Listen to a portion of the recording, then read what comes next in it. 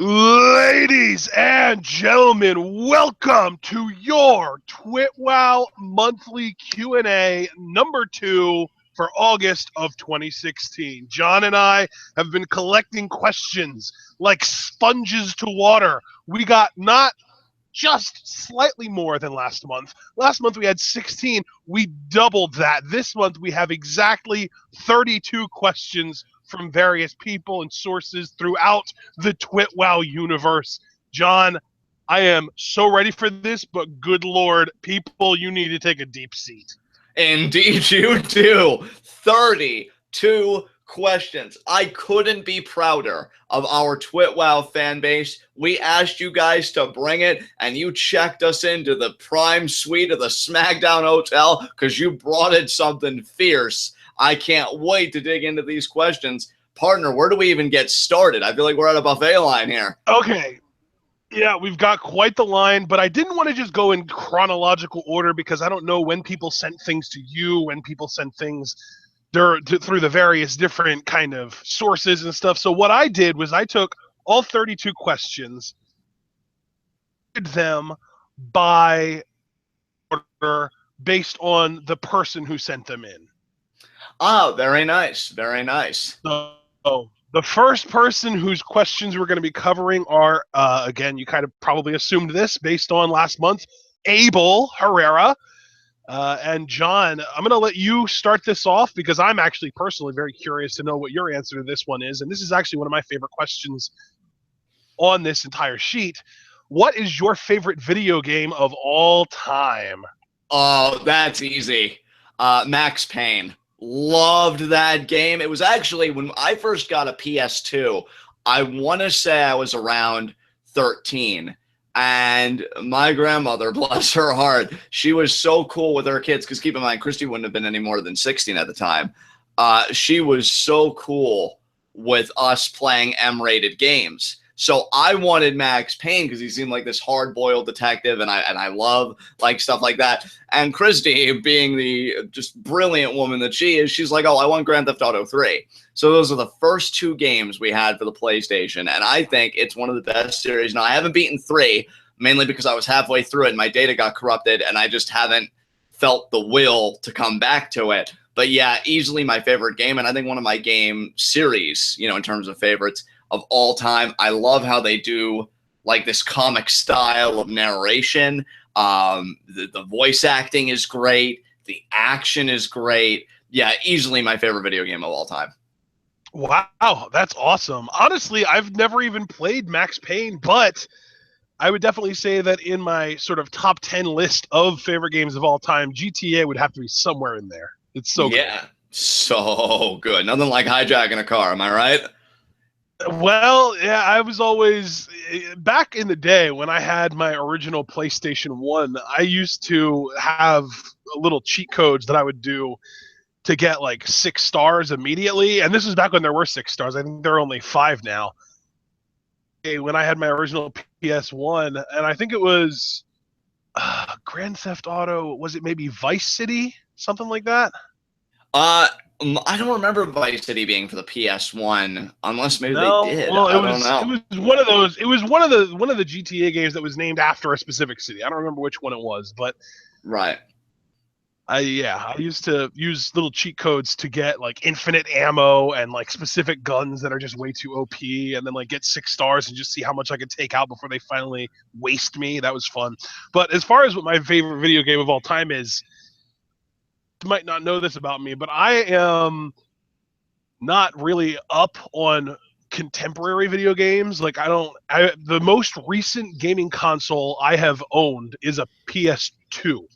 Or technically, I guess it would be a Wii. I did own a Wii for a brief period of time, and that was literally just so that I could play Super Smash Brothers Brawl, and that ended up being such a disappointing game that it basically just ended up me being Melee on it. Even though Melee is a GameCube game, I sold my GameCube, so all I had left to play it on was my Wii. So I ended up using the machine to play Melee because I thought it was much better than Brawl.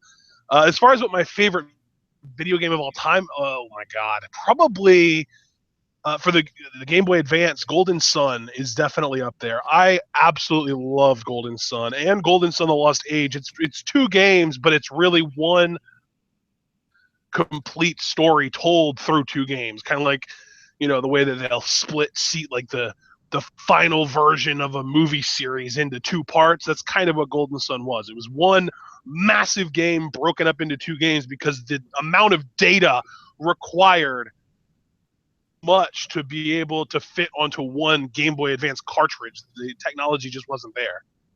Yeah, man, that's awesome. I was thinking to myself, Golden Sun, so it shows that I am retaining, because I was going to feel so bad if I thought one game and then you said Golden Sun. I'm like, oh, that's obvious. But yeah, man. I know for a fact that if I had to pick a favorite video game of all time, it's a Game Boy Advance game. Right. But it's really a matter of which Game Boy Advance game, because I love Golden Sun so much and The Lost Age. Or the second one. Pokemon games in general, I played the first 4 generations and absolutely loved them. First video game that I literally ever got to play that I actually owned was the original Game Boy, the big chunky gray thing. Red and Blue were the first games I ever owned. Even though those were the first games I ever owned, the first games I ever played were Super Mario. I don't remember if it was Super Mario World 2, something like that. But it was for the NES, or it was Super Nintendo, not the NES. In the early 90s, like 95-ish maybe. But as far as Pokemon goes, I started with Red and Blue. I loved Gold and Silver. But regardless of what the generations are, my favorite game from each generation consistently ended up being the 3rd game. So Yellow for the 1st gen, Crystal, Emerald, and then Platinum for 4th gen. And I didn't actually play 5th gen beyond like the first gym, because I actually did buy, I think I don't remember which one it was, black or white.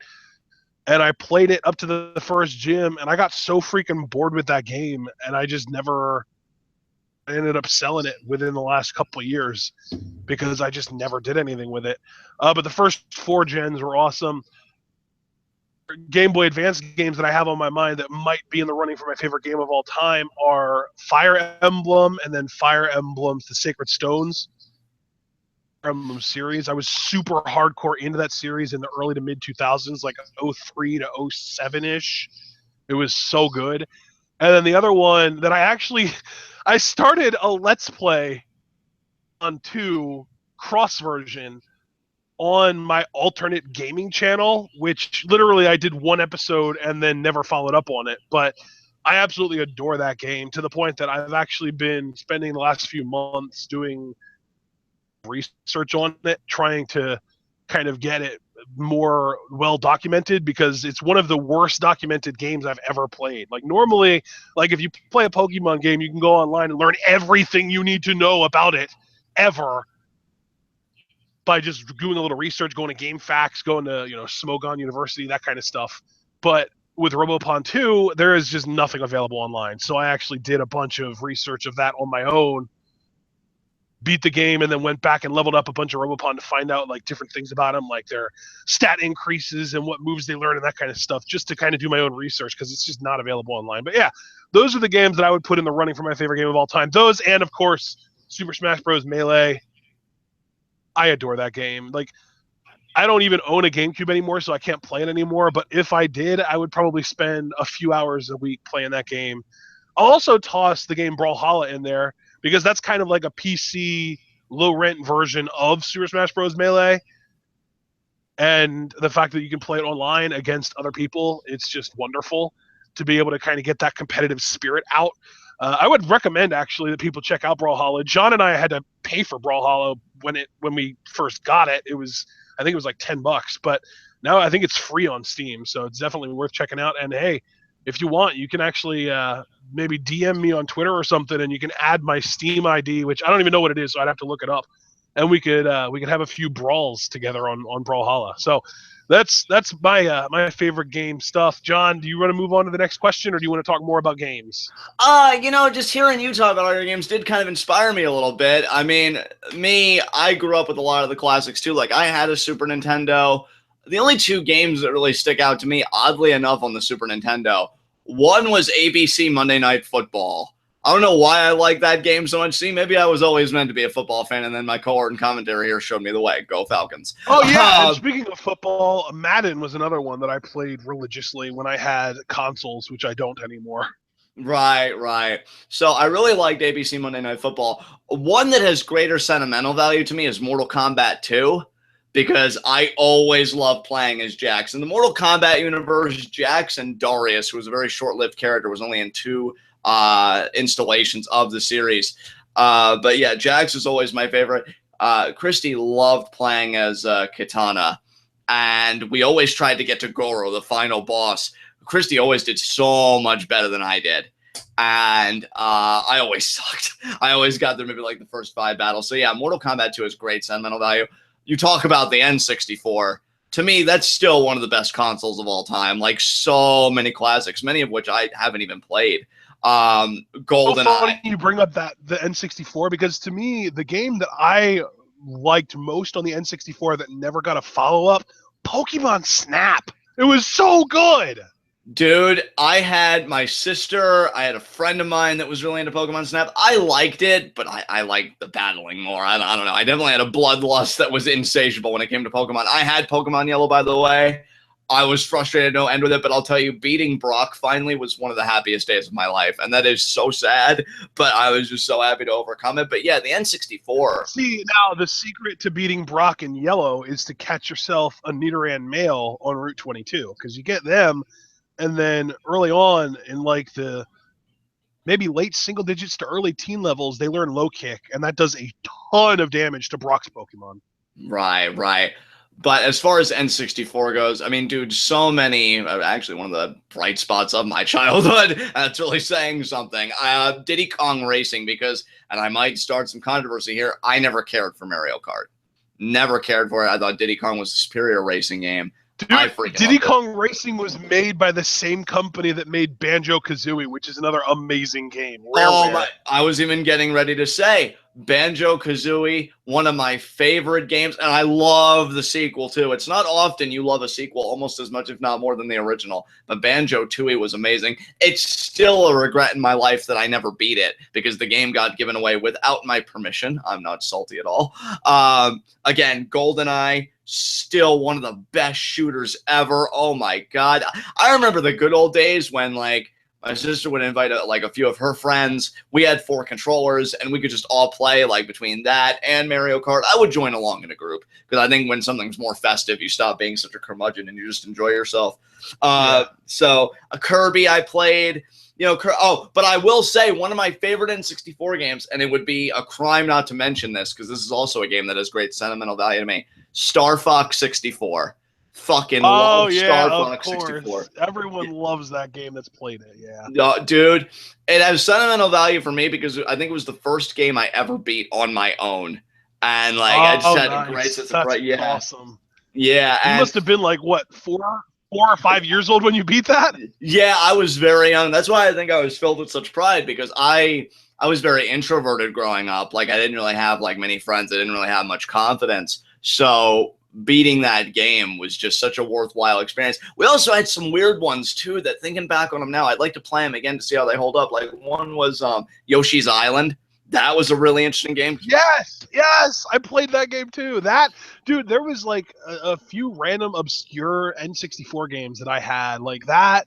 You mentioned Diddy Kong Racing. That was another one. Of course, Pokemon Snap, Pokemon Stadium 2. I was super into Pokemon when I was that age.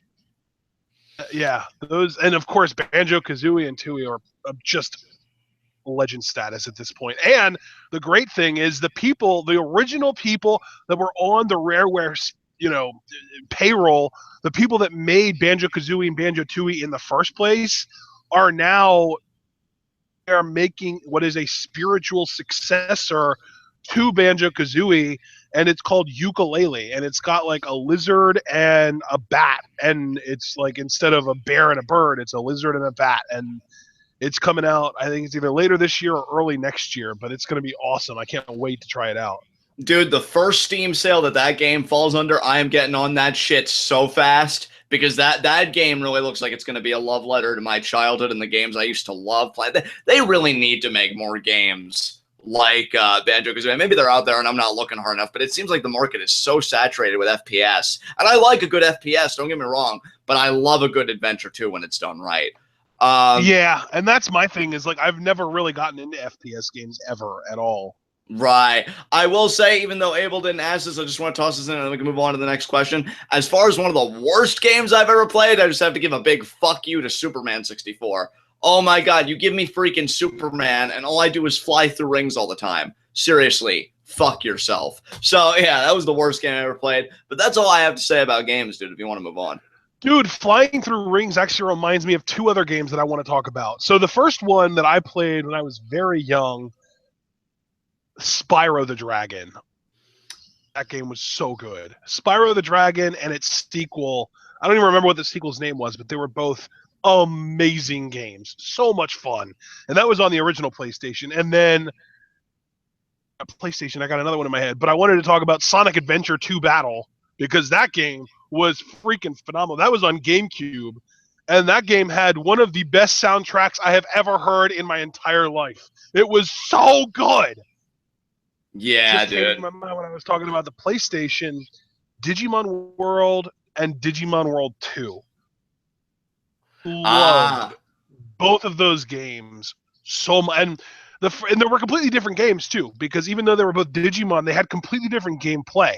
Digimon World was more really kind of like adventure traveling, it's really like a more advanced, more technologically version of like a Tamagotchi, where like you were literally raising a Digimon, and it was freaking like it would have to poop, and you would have to feed it, and it would have to, you would have to train it and exercise it, and it would eventually, when it gets strong enough, it would digivolve and stuff like that, and you battled other Digimon that are just wandering throughout the world, and you had like different quests where you had to recruit Digimon and stuff. It was awesome. And then Digimon World 2, dungeon crawler, almost like a roguelike dungeon kind of thing, where you had all these different worlds that you could go to, but each world was in and of itself a dungeon where you had to like a vehicle, like a cart that you drove around in, and you had a limited amount of spaces that you could move. Have like different like traps, like landmines and like bugs that are placed throughout the world that can infect your cart and make you, like go off. Like, it'll make you go offline or make you die automatically or whatever. So you had to like arm this cart with all of these ridiculous like anti-mine and missiles and stuff like that to kind of try and make your way through these dungeons. And then there's the added element of, oh, it's a Digimon game. You get to raise 3 Digimon to battle opponents and recruit opponents and all that stuff, and it's so cool. Yeah, dude, sounds amazing. Yeah, I mean, I could talk about, awesome, but yeah, I could talk about games. I think we're kind of, this is the first question. Literally, we've been through 1 out of 32, and we've already gone for almost 20 minutes. So we should probably move on. Next question. What was your favorite subject in school? This one should be a lot easier. For me personally, I was always a math and science person. My single favorite subject ever was physics. It was amazing. I hate to give a more nuanced answer, but I got to qualify. In elementary school, gym was easily my favorite subject because I could participate in it a lot more. And we did things like, tag and like dodgeball, but with like these yarn balls, and it would always be crazy because they'd be flying everywhere and everybody would be killing each other. As I got older, I would say, yeah, science got to be my favorite subject, and then English because, some good literature was covered. Not always, but So, yeah, I'd say gym, then science, then English as time progressed. Yeah, were my favorite subjects. Hey, that was nice and easy. Nice and easy and painless and wonderful.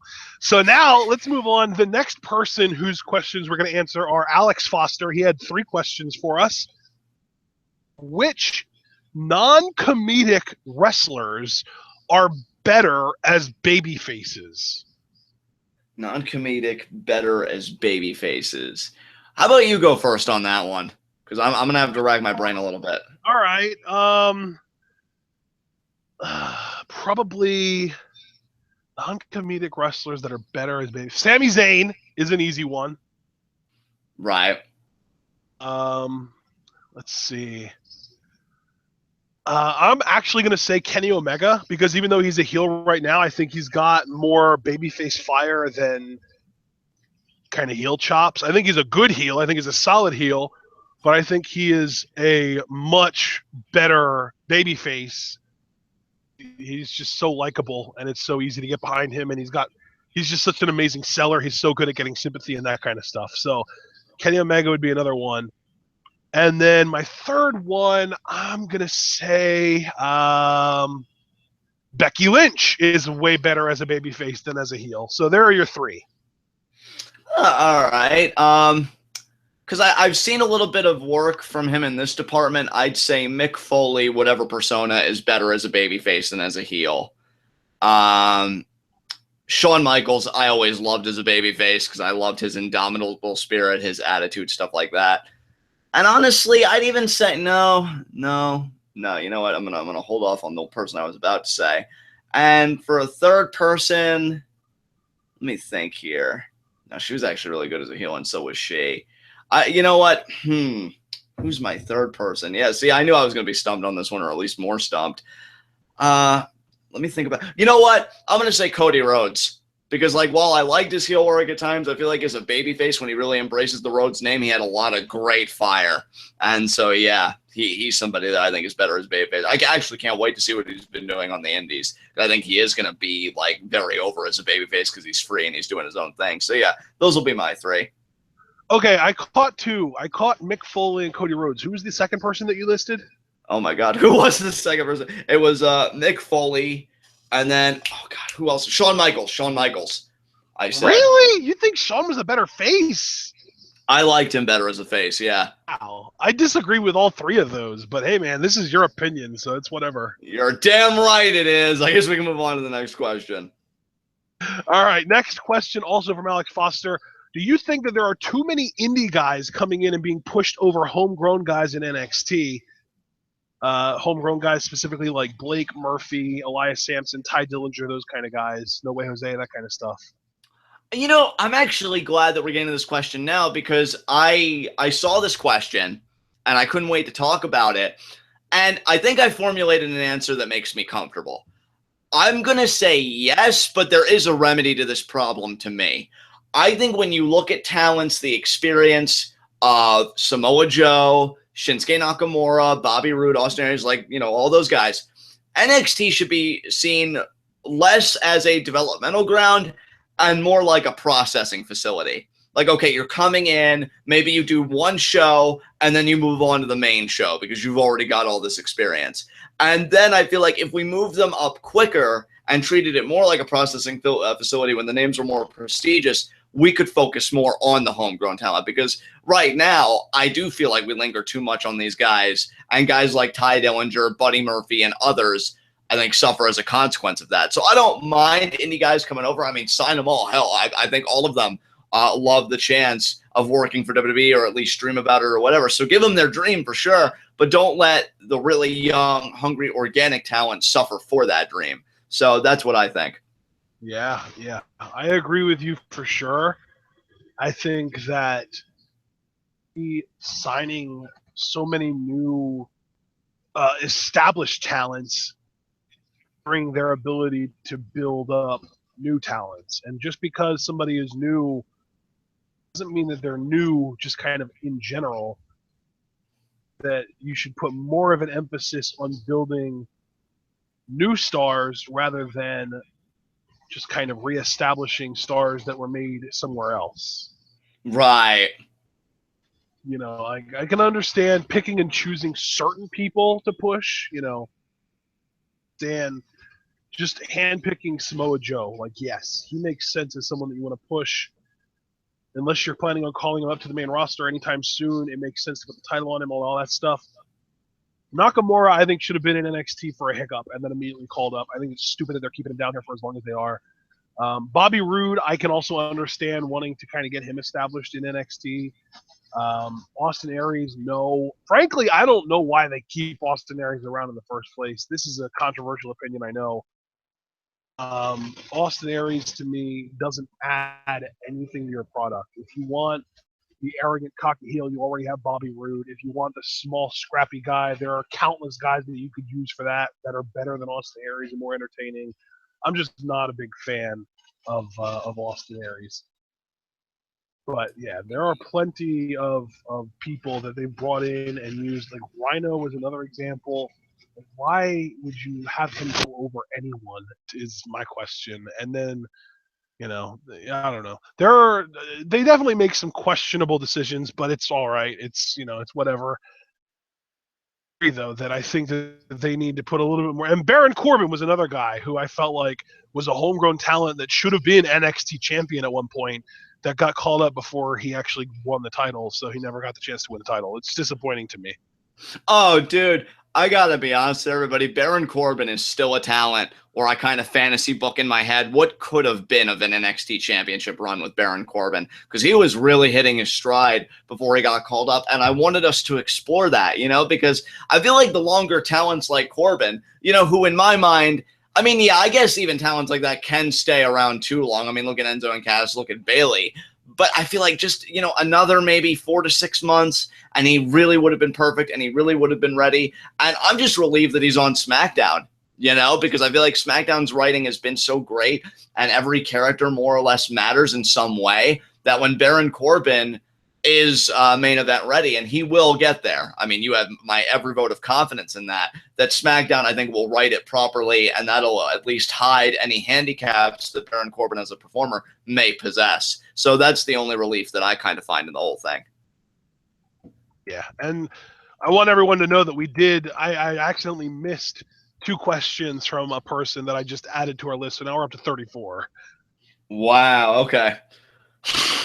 All right. So Alex Foster's third question and final question: what entrance attire in WWE would you like to own?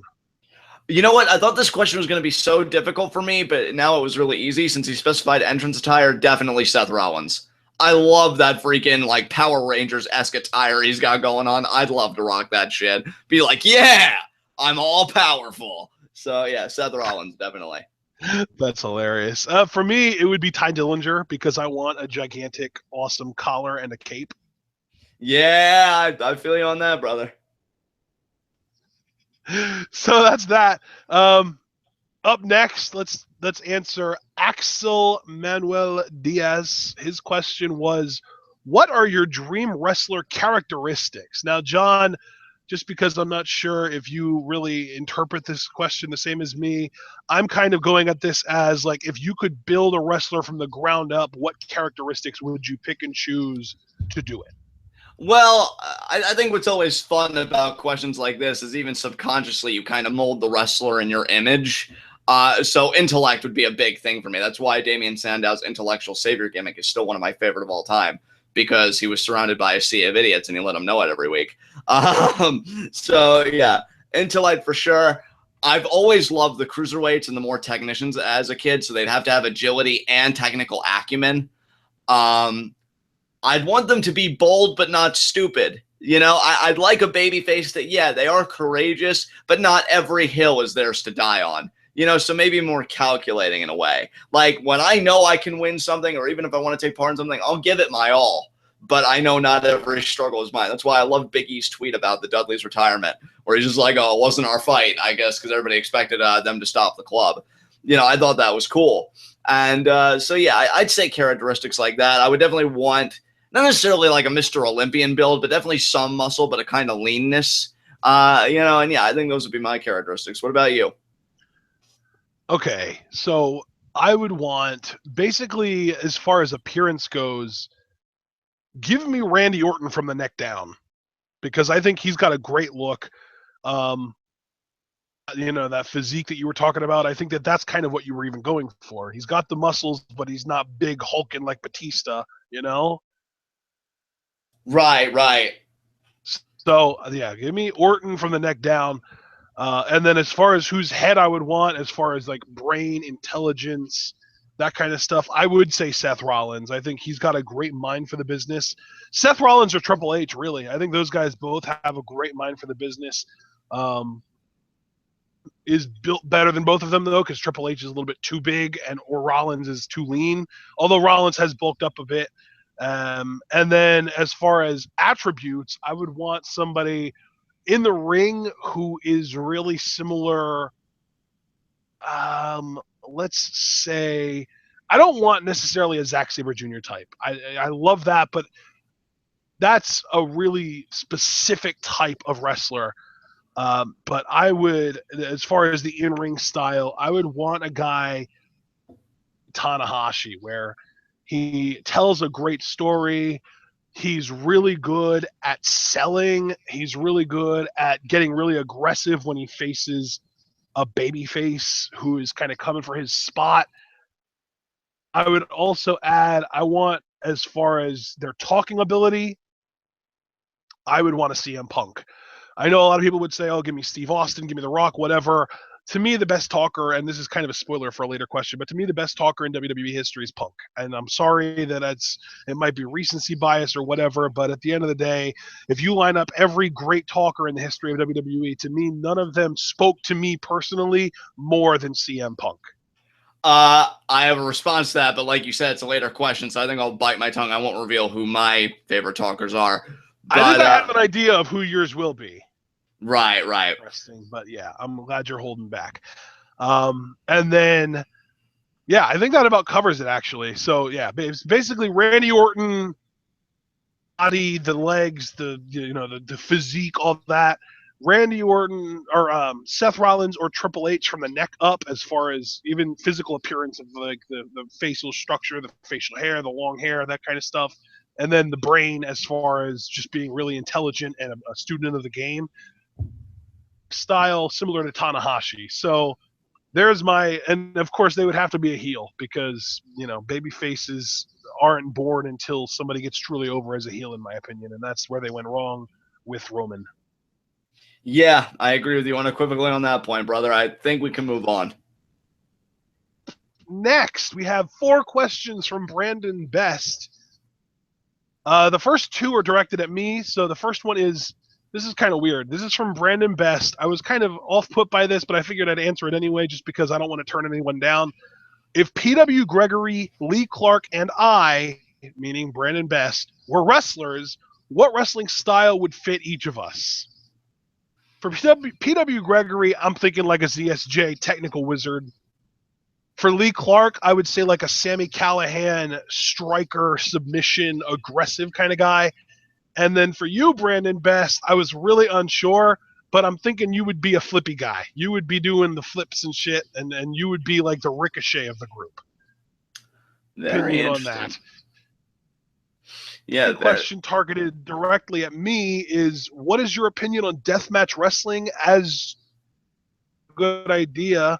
Like CZW and promotions like that. And personally, I'm going to try and tell anybody that they're wrong, so I'm not going to say that it's garbage or trash or whatever. I would have said that 3 or 4 years ago, but I'm not exposed to CZW, so I don't want to try and say that it's bad, because I'm sure that there are good things that happen in that promotion that people that have been watching the promotion religiously for a long time would tell you was awesome.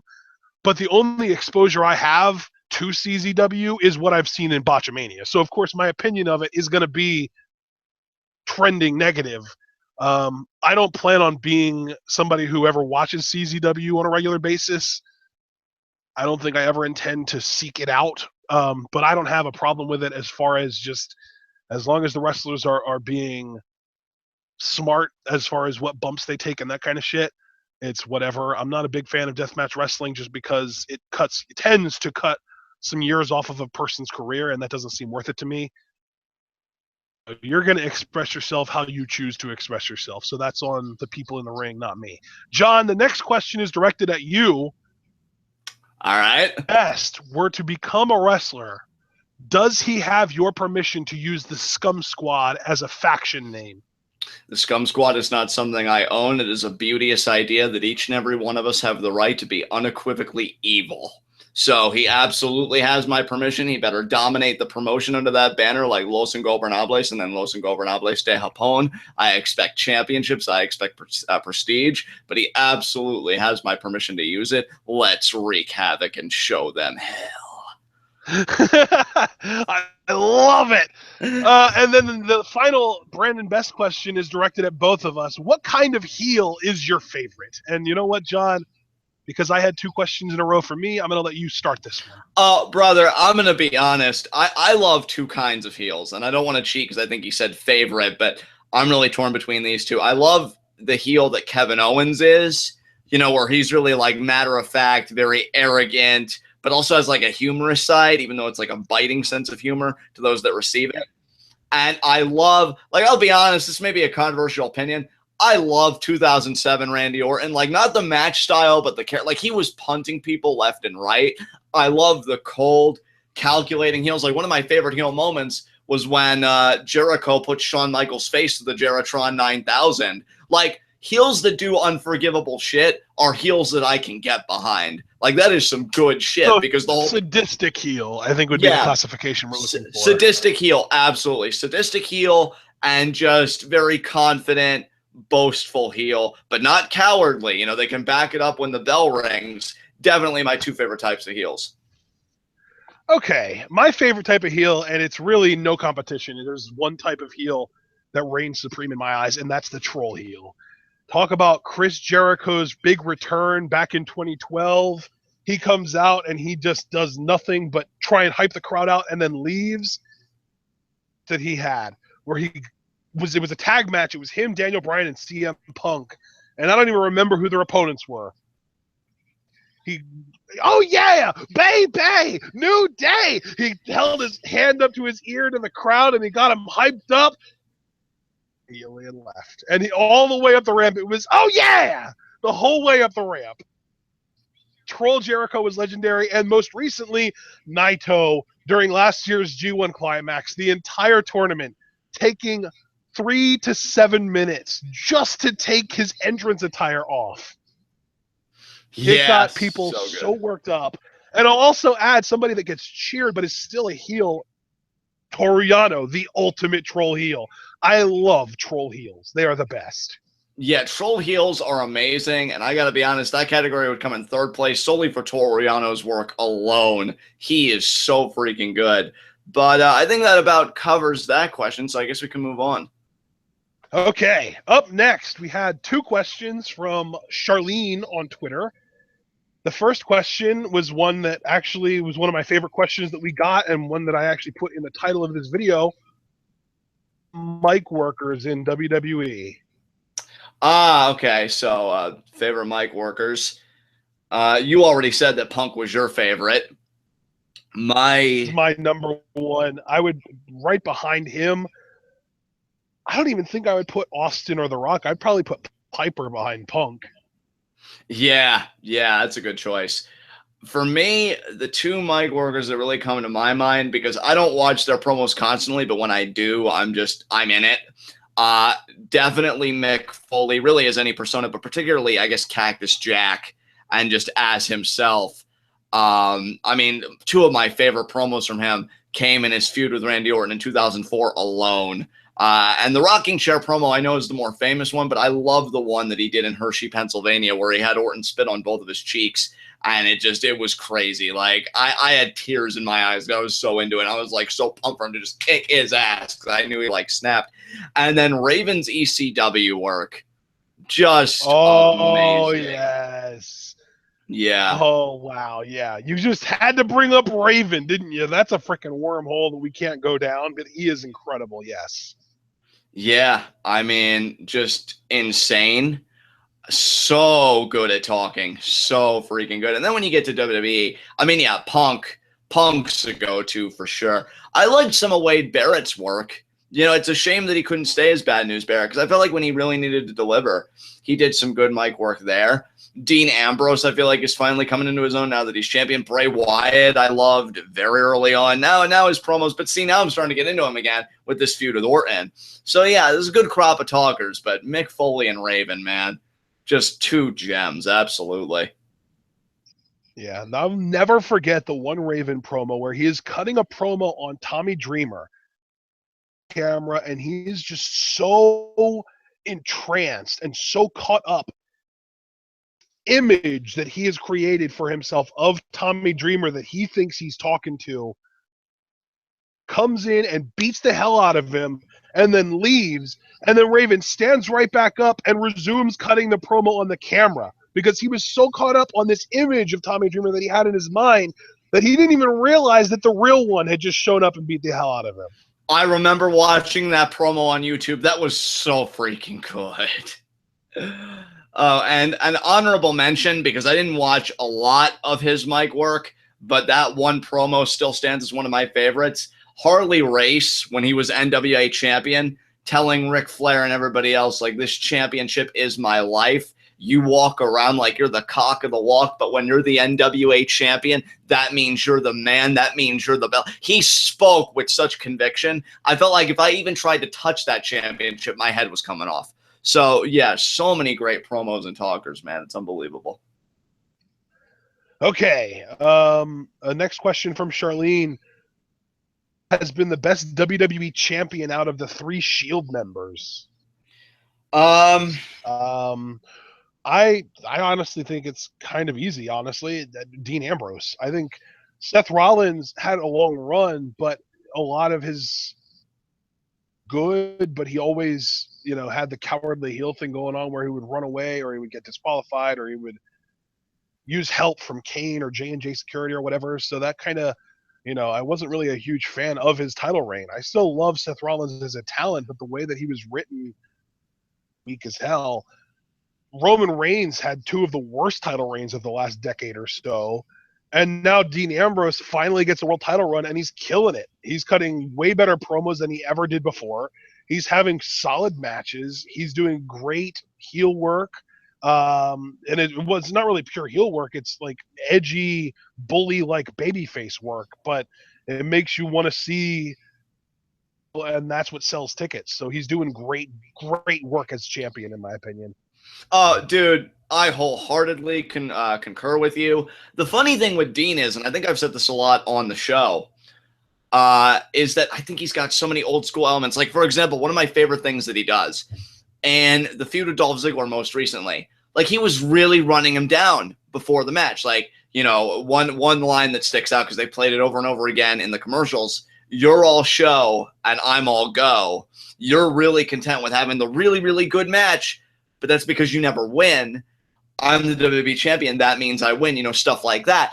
And then when the match was over and Dean retained, he gave Dolph his props. He's like, hey, I know I was a jerk. He even had a WWE.com exclusive where he said, I know I kind of roughed him up a little bit, verbally. I was trying to deter him, but, to his credit, he stayed focused. If anything, I fired him up. He was 100% in that match, and he came this close to beating me. So I love that he can be confident in the face of his opponents, but he'll always give them their due, because what have I always said? Whether you're a face or a heel, you've always got to give your opposition their due. Otherwise, what are you beating at the event?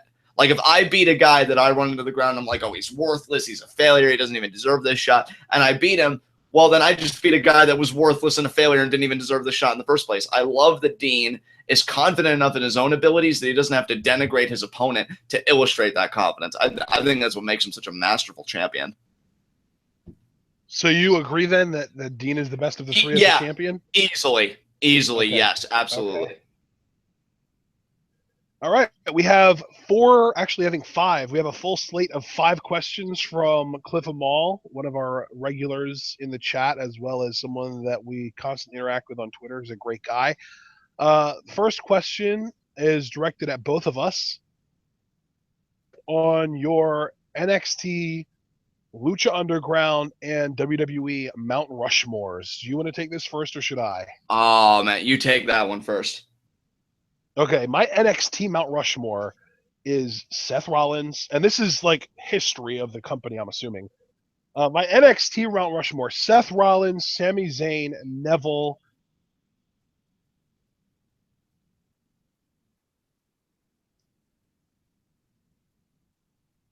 Are you there, John? I'm there. I thought you were still going through names. You said Sami Zayn, Neville. Who else did you say?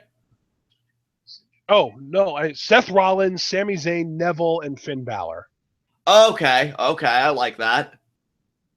For Lucha Underground, Johnny Mundo, Prince Puma, Mil Muertes, and Dario Cueto. Yeah, I like that. I like that a lot. Let's see. NXT Mount Rushmore. I have to agree with most of you. Finn Balor would definitely be on there. Seth Rollins is I the feel first like NXT champion, definitely. I feel like Finn, Sammy, and Neville be on it, right? Like those guys are Right. staples of NXT. Definitely. I feel like the fourth one, though, after that is more up for grabs. You know what, though? I think that For my fourth, like it could be Seth, it could be honestly, it could be Joe, it could be Bailey, it could be Sasha, it could be Charlotte. You've got a lot of options there. and I was going to say, I think my fourth is going to be Bailey. I'll agree with your three because they are staples, but then Bailey, she was in NXT for so many years and is still so emotionally resonant with the fans that, yeah, Bailey is easily my choice. Lucha Underground, Prince Puma, definitely. Mil Muertes, Pentagon Jr., and definitely Johnny Mundo. And I don't just say that because of the fans are like, I feel like he has been a core part of that promotion from the first Who was season. the second person that you named? I heard Puma, I heard Mundo, and I heard Pentagon. Who else was it? Mil Muertes. Yeah, okay, yeah, that makes sense. So basically, we have the same Mount Rushmore for Lucha, but you replaced Dario Cueto with Pentagon, which makes all the sense in the world. I just think Cueto's more important to the show than Pentagon. Yeah, and I could certainly understand that. So yeah, that's my Mount Rushmore for NXT and Lucha Underground. You gave yours. I think we're good, brother. We can move on. WWE, which is a lot more difficult, because that goes back to the 80s. Because I'm pretty sure we're just talking about WWF and WWE. I would say and actually now that I think about it, it's a little bit easier than I realized. Hulk Hogan, Stone Cold Steve Austin, Triple H, and John Cena. There we go. That's my WWE Mount Rushmore. Yeah, I honestly have to agree with that. I really can't make any contention with that. I mean, those guys really were the big players. I think those are the guys you think of when you think WWE. So I agree with you wholeheartedly. Yep. Okay. I'm glad that we got through that. And next is also for both of us. Who is the better talker, Paul Heyman or Dario Cueto? I do think that Paul Heyman is the better talker, but I think Cueto is the better actor. There's a big difference there. Yeah. I think I'd agree with that assessment wholeheartedly as well. Like, Paul is a great talker. I almost feel like it's an unfair comparison, though, particularly if we're focusing solely on contemporary stuff, because Paul only has to promote one man, while as Dario has to be an authority figure and have different relationships with all these different characters. So I'd say for what goes into it, I'd say Dario's superior because I think he has a greater output of work that he does. But Paul, man, I'll tell you, nobody sells a pay-per-view like he does, so I'll give him that. Yeah. His question for me, what's your favorite Eddie Guerrero match? I kind of feel like I answered that in the last Q&A, though, didn't I? Yeah, I believe you did. Yeah. So, Guerrero, Rey Mysterio. What was it, John? Last Man Standing or a ladder match? I think it was, right? Ladder match. Yeah, that's the one. Thank you. I knew it was a stipulation. I just didn't remember which one. You guys got to realize my memory of wrestling between like 2009 is extremely hazy. Just barely there. Like I know I watched it every week, but pay a lot of attention because I barely remember anything that happened through that time. Anyway, the next question, John, we have two questions that are for you. Cliff Amal was an amateur wrestler in high school, and he loves it when you show your appreciation and mark out over amateur wrestling. So, first of all, did you do amateur wrestling as a kid or in high school? No, I wish I would have, though. Well, to be perfectly frank and giving a complete honest answer, having cerebral palsy, I don't feel like amateur wrestling was ever going to be for me. And I will say I don't get down on my disability a lot. You know, I embrace it, I own it. But when I do think about alternative possibilities for what my life could have been, I do think about like, man, if I was able to walk and move like everybody else, I definitely would have tried my hand at it. Absolutely. I think it's a lot of fun. I'm still waiting for the Rio Olympics to hit YouTube because I just wasn't going to be able to meet the schedule with my erratic, sleep schedule and us doing the work that we do. So I'm still waiting for somebody to upload it to YouTube because I can't wait to watch them. So what's the second question? How did you get into amateur / Greco-Roman in the first place? You know, it's funny because originally I was put off to it, right? Because I was so hooked on the pro stuff that I'm like, oh, the amateur stuff is a downgrade. But I had friends that did amateur wrestling, and they were like, oh, you know, give it a shot, give it a shot. And then I think it was around the time, because my interest really exploded only recently, I'd say within the last year or two, because of the release of the film Foxcatcher, which I still have to watch, and why that was so important. The guy that I can't even remember any of the historical names, so forgive me, but Kurt Angle was a part of that whole thing. Like, he was trained by the guy that I believe was killed. And so there was like this big tie into it. And I'm like, you know what? Just for the hell of it, let me watch some amateur matches. It's funny, the things that inspire us to do other things. And yeah, I just got hooked. Like, I watched a big tournament. I have to say, between Greco-Roman and freestyle, I think I enjoy watching Greco-Roman more because there are more throws in that. But yeah, it was just a crazy rabbit hole. I watched a lot of tournaments. Iranians have an amazing wrestling program. They are freaking legit. There was one guy, I wish I could remember his name. He dominated. That's when I was hooked. There was one guy I watched in this one big tournament. I think he was from Armenia. And I'm trying to remember his name, but I can't. And he ragdolled everybody. He threw them. He gut-wrenched them. I think he blew them out a lot. Like, they didn't even get any points on him. And I'm like, yeah, if there are studs like this in there, I'm freaking hooked. And yeah, I've just been really watching it sporadically ever since. Like, I'm not religiously committed to it, but when I watch it, when I go on a binge, I binge hard. So there you go. Okay, our next question. Ella says stuff. Who do you want to win Bola? Ooh, you know what? Well, Johnny Mundo's in it, so I have to say Johnny Mundo. If not him, Marty Scurll. Fucking love me some Marty Scurll. What about you, Ashton? Man, he's been in so many Bola tournaments, and he's been in the finals of so many Bola tournaments, but he's never won one. I think it might be Chris Hero's year. Oh, dude, that'd be so cool. Yeah, that'd be so cool. I'd love a Chris Hero win. If you're PWG, you've got to start worrying about making sure that the guy that you have win Bola isn't going to be in the WWE within the next calendar year. Right. Yeah, you do have there to are be careful. So many guys in this tournament that could end up in the WWE. Chris Hero is the only one that I'm very confident in saying that he won't, because they just don't like him for whatever reason. Yeah, I mean, they had their chance with him. It didn't work out, so I think he would be safe territory. I think that is a safe bet. Marty Scurll, I don't know if they'd even give it to him because he did recently snag that deal with ROH, which I am curious about how that's all going to go down. And Johnny Mundo, I mean, he's such a big name, but I doubt he's going to win it because he's already doing Lucha Underground, and he seems like somebody that with this new draft situation and everything, they called him up and were like, hey, do you want to fill space on SmackDown? I personally think he'd be there. I don't want him to be because I love what they're doing with him on Lucha Underground, but, you know, it does make me a bit wary. So, all right. Next question, also from Ella Says Stuff, and also meant for both of us. How far could Tyson Kidd have made it on the main roster after his amazing NXT run? Now, I'm going to start this one, and I'm just going to say, I think the Intercontinental Championship was a very likely outcome for him. I think when he was in that team with Cesaro, I could have very easily seen within 9 to 12 months, both of those guys holding gold, with Cesaro holding the world title and Kidd holding the IC title.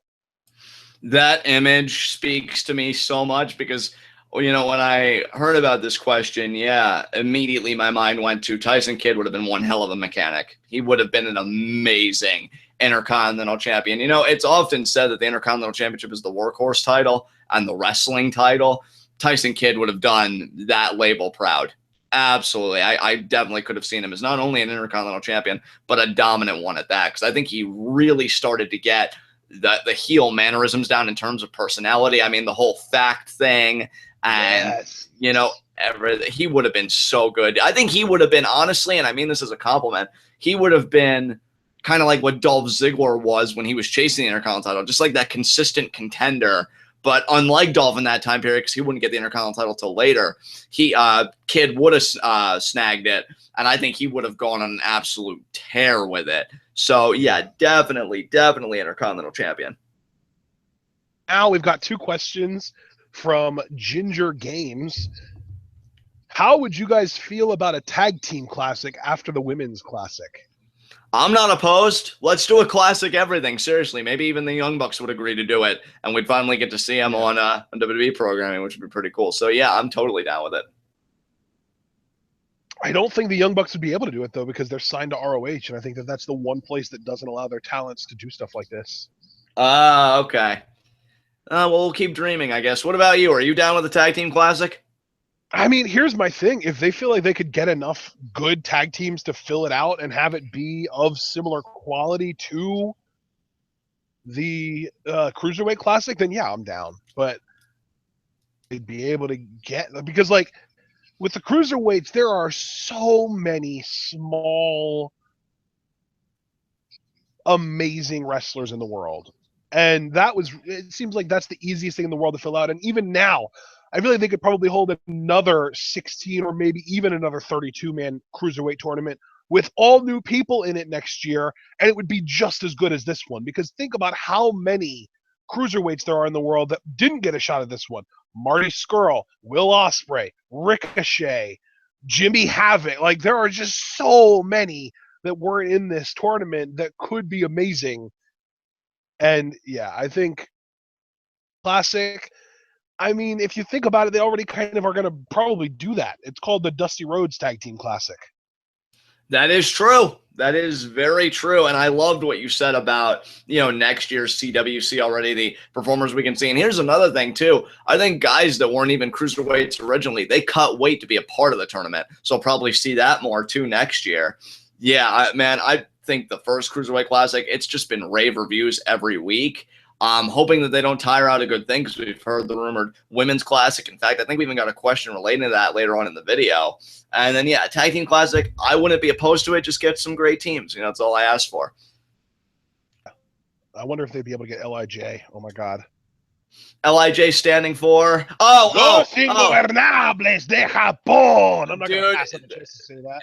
Yeah, if they get LIJ, let me tell you something. They might as well give them the trophy because it's over. It's over.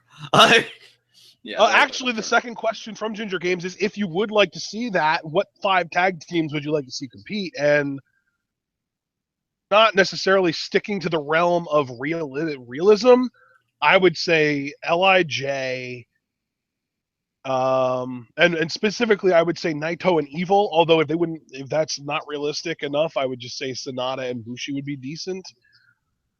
The Young Bucks, obviously, Red Dragon, obviously. It'd be nice to see the Motor City Machine Guns. That'd be cool. And then as a 5th team, let's say, you know what? Some Chikara people up in here. Osirian Portal. Oh, dude, I love those guys in Force One. They were so freaking good. Yeah, it's been years since I've seen Osirian Portal, but yeah, I'd be down with those guys. I'd say Motor City Machine Guns. I agree with you about LIJ wholeheartedly. The Young Bucks. Briscoes as a tag team aren't bad, but I think I'd want to keep them away from this. You know what? Actually, God, what's that one guy's name?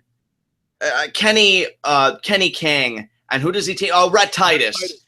Rhett Titus. Yeah, that'd be another one I'd like to see. All Night Express. Yeah, All Night Express. So let's see. I said Motor City Machine Guns, LIJ, All Night Express, Young Bucks, like you said. And you know what? My 5th team, because I like that you said Osirian Portal, my 5th team is going to be War Machine. I freaking love War Machine. I'd love to see them and a Tag Team Classic just run roughshod.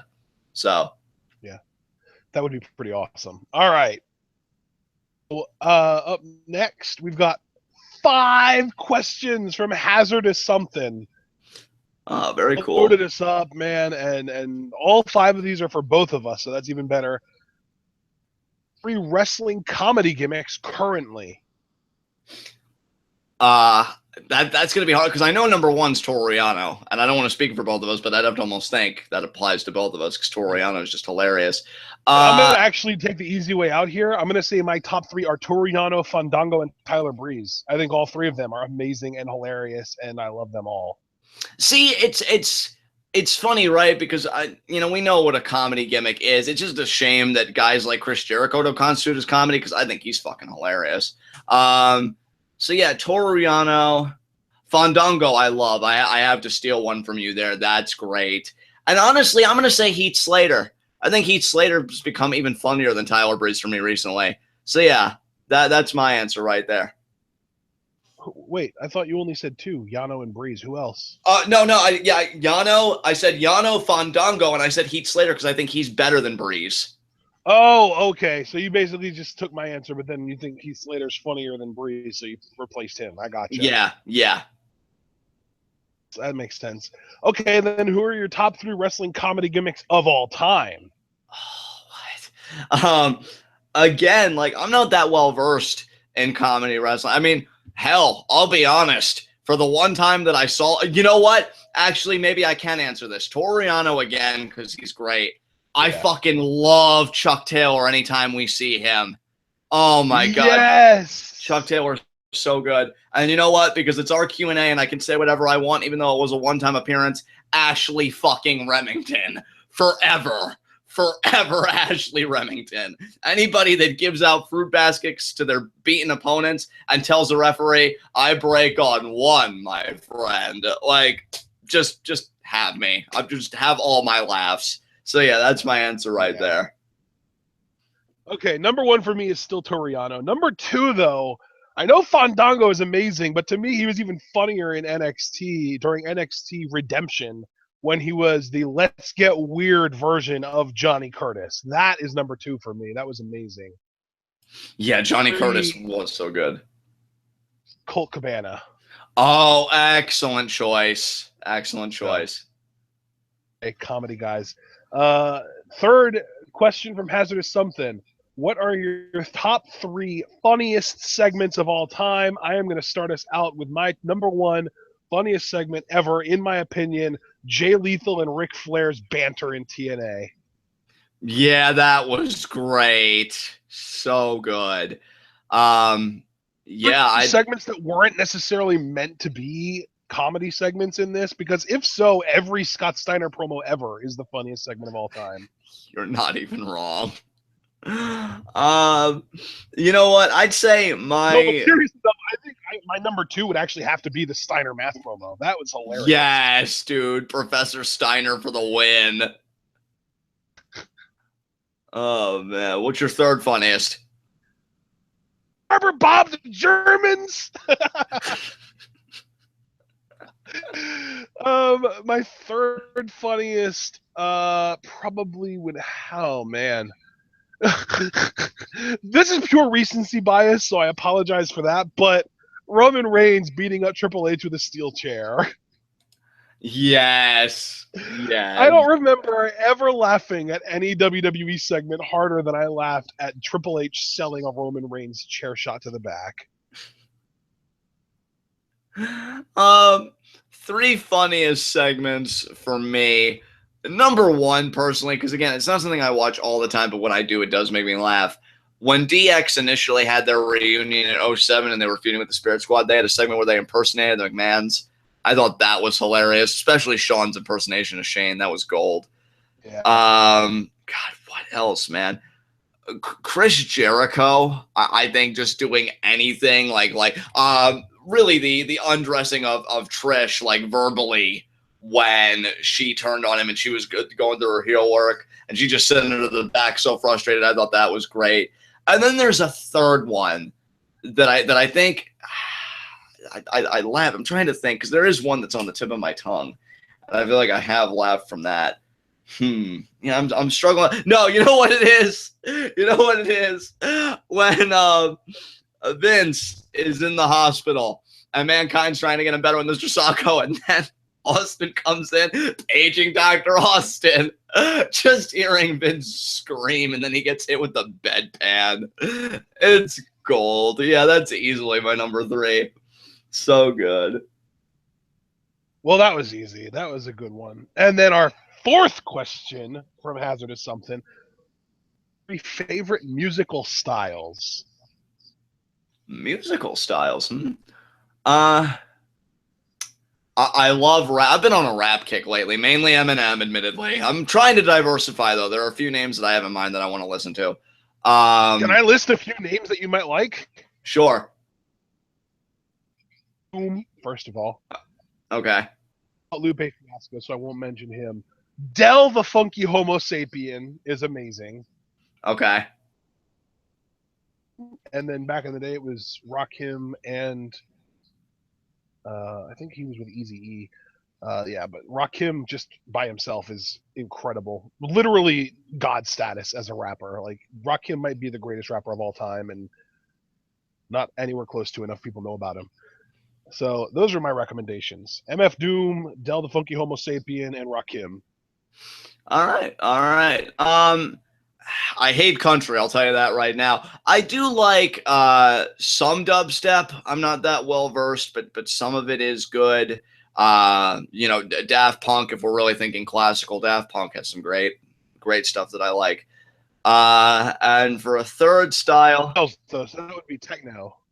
yeah, techno then is how I would answer that. Or And just then for a maybe like EDM in general. yeah. Third style, I don't know. Like, how would you classify like your 3 Days Grace and shit like that? Like, rock doesn't seem appropriate. I would say alt rock, alternative rock. Yeah, alternative rock. Then, yeah, that would be my third style. So, what about you? Okay. My number one favorite music style by far is blues. Any kind of, you know, bluesy, like rock, like it's hard to explain. Just to kind of throw out an example of somebody that kind of really I just love, Gary Clark Jr. I don't know if you are familiar with Gary Clark Jr., but he's a very really amazing guitarist, sort of like a new Hendrix kind of guy, and he makes amazing music. And he actually has a wider variety of types of music, but the best ones, in my opinion, are the grungy blues songs that he does. It's so good. Blues, soul, and then I'll also just say that just kind of as like an over sweeping um, I don't want to say pop music because I really do hate a lot of pop music, but there are sort of like the alt pop, like not like like if you would make a graph of the most popular pop singers of the last decade, I probably hate the top 10. But when you get into like the 15 to 50 range, there are probably a few bands in there that or groups or works or artists or acts or whatever that I do like. Some stuff like that, like there are a few songs that I listen to. There's some Sam Smith music that I can dig. There's some, I think it's called Capital Cities. That I like that one song that they did, Safe and Sound. There's some pop songs that I can listen to and not have any kind of problem with. But my top two by far are blues and soul. And then I'll also say just kind of in general is kind of a thing that I enjoy. It's tough though for me because I have such an eclectic taste in music. Really, it's just if I like it, I like it. If I don't, I don't. It's not so much a style specifically because there's some music in every genre that I like and some music in every genre that I dislike. Right. I'm pretty much the same way, partner. Can't disagree with you there. Yeah, I don't. Country, like even country, you say you hate country, and I dislike most contemporary country, but like older stuff, like Dolly Parton, Willie Nelson, that kind of stuff, I can dig that. And even more contemporary stuff that just isn't mainstream. Like I don't know if you ever heard of Tyler Bryant and the Shakedown, but I freaking love them, and they're kind of like again though it comes back to the blues. Kenny Wayne Shepherd is another one that's kind of bluesy country that I really like. Right. Some acts that are kind of country that I do like. Comes back to like, are they, is like stadium country? I would say is the genre that I hate. Stadium country is awful because it's the most shallow shit I've ever heard. And Bo Burnham actually did an amazing bit on Stadium Country that I would highly recommend checking out. But yeah, like not all music or from specific genres is bad. It's just certain types of music from certain genres. Right. Right. one. Like pop music, I don't hate all pop music, but when you get into like your Katy Perry's and your Kelly Clarksons and that kind of stuff, and your Beyonces and your Alicia Keys and that kind of shit, I'm just not a fan.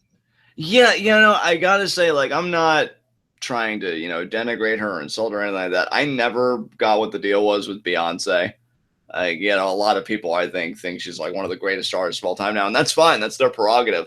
I always felt the disconnect with that. So yeah, like you, I have a variance in taste. I'm sure even like if I listen to enough country music artists, I would stumble upon something that I'd like.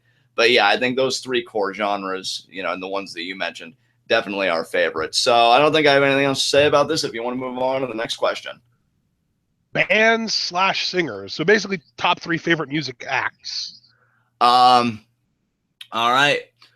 Love Eminem. Again, I've been on a huge Eminem kick lately.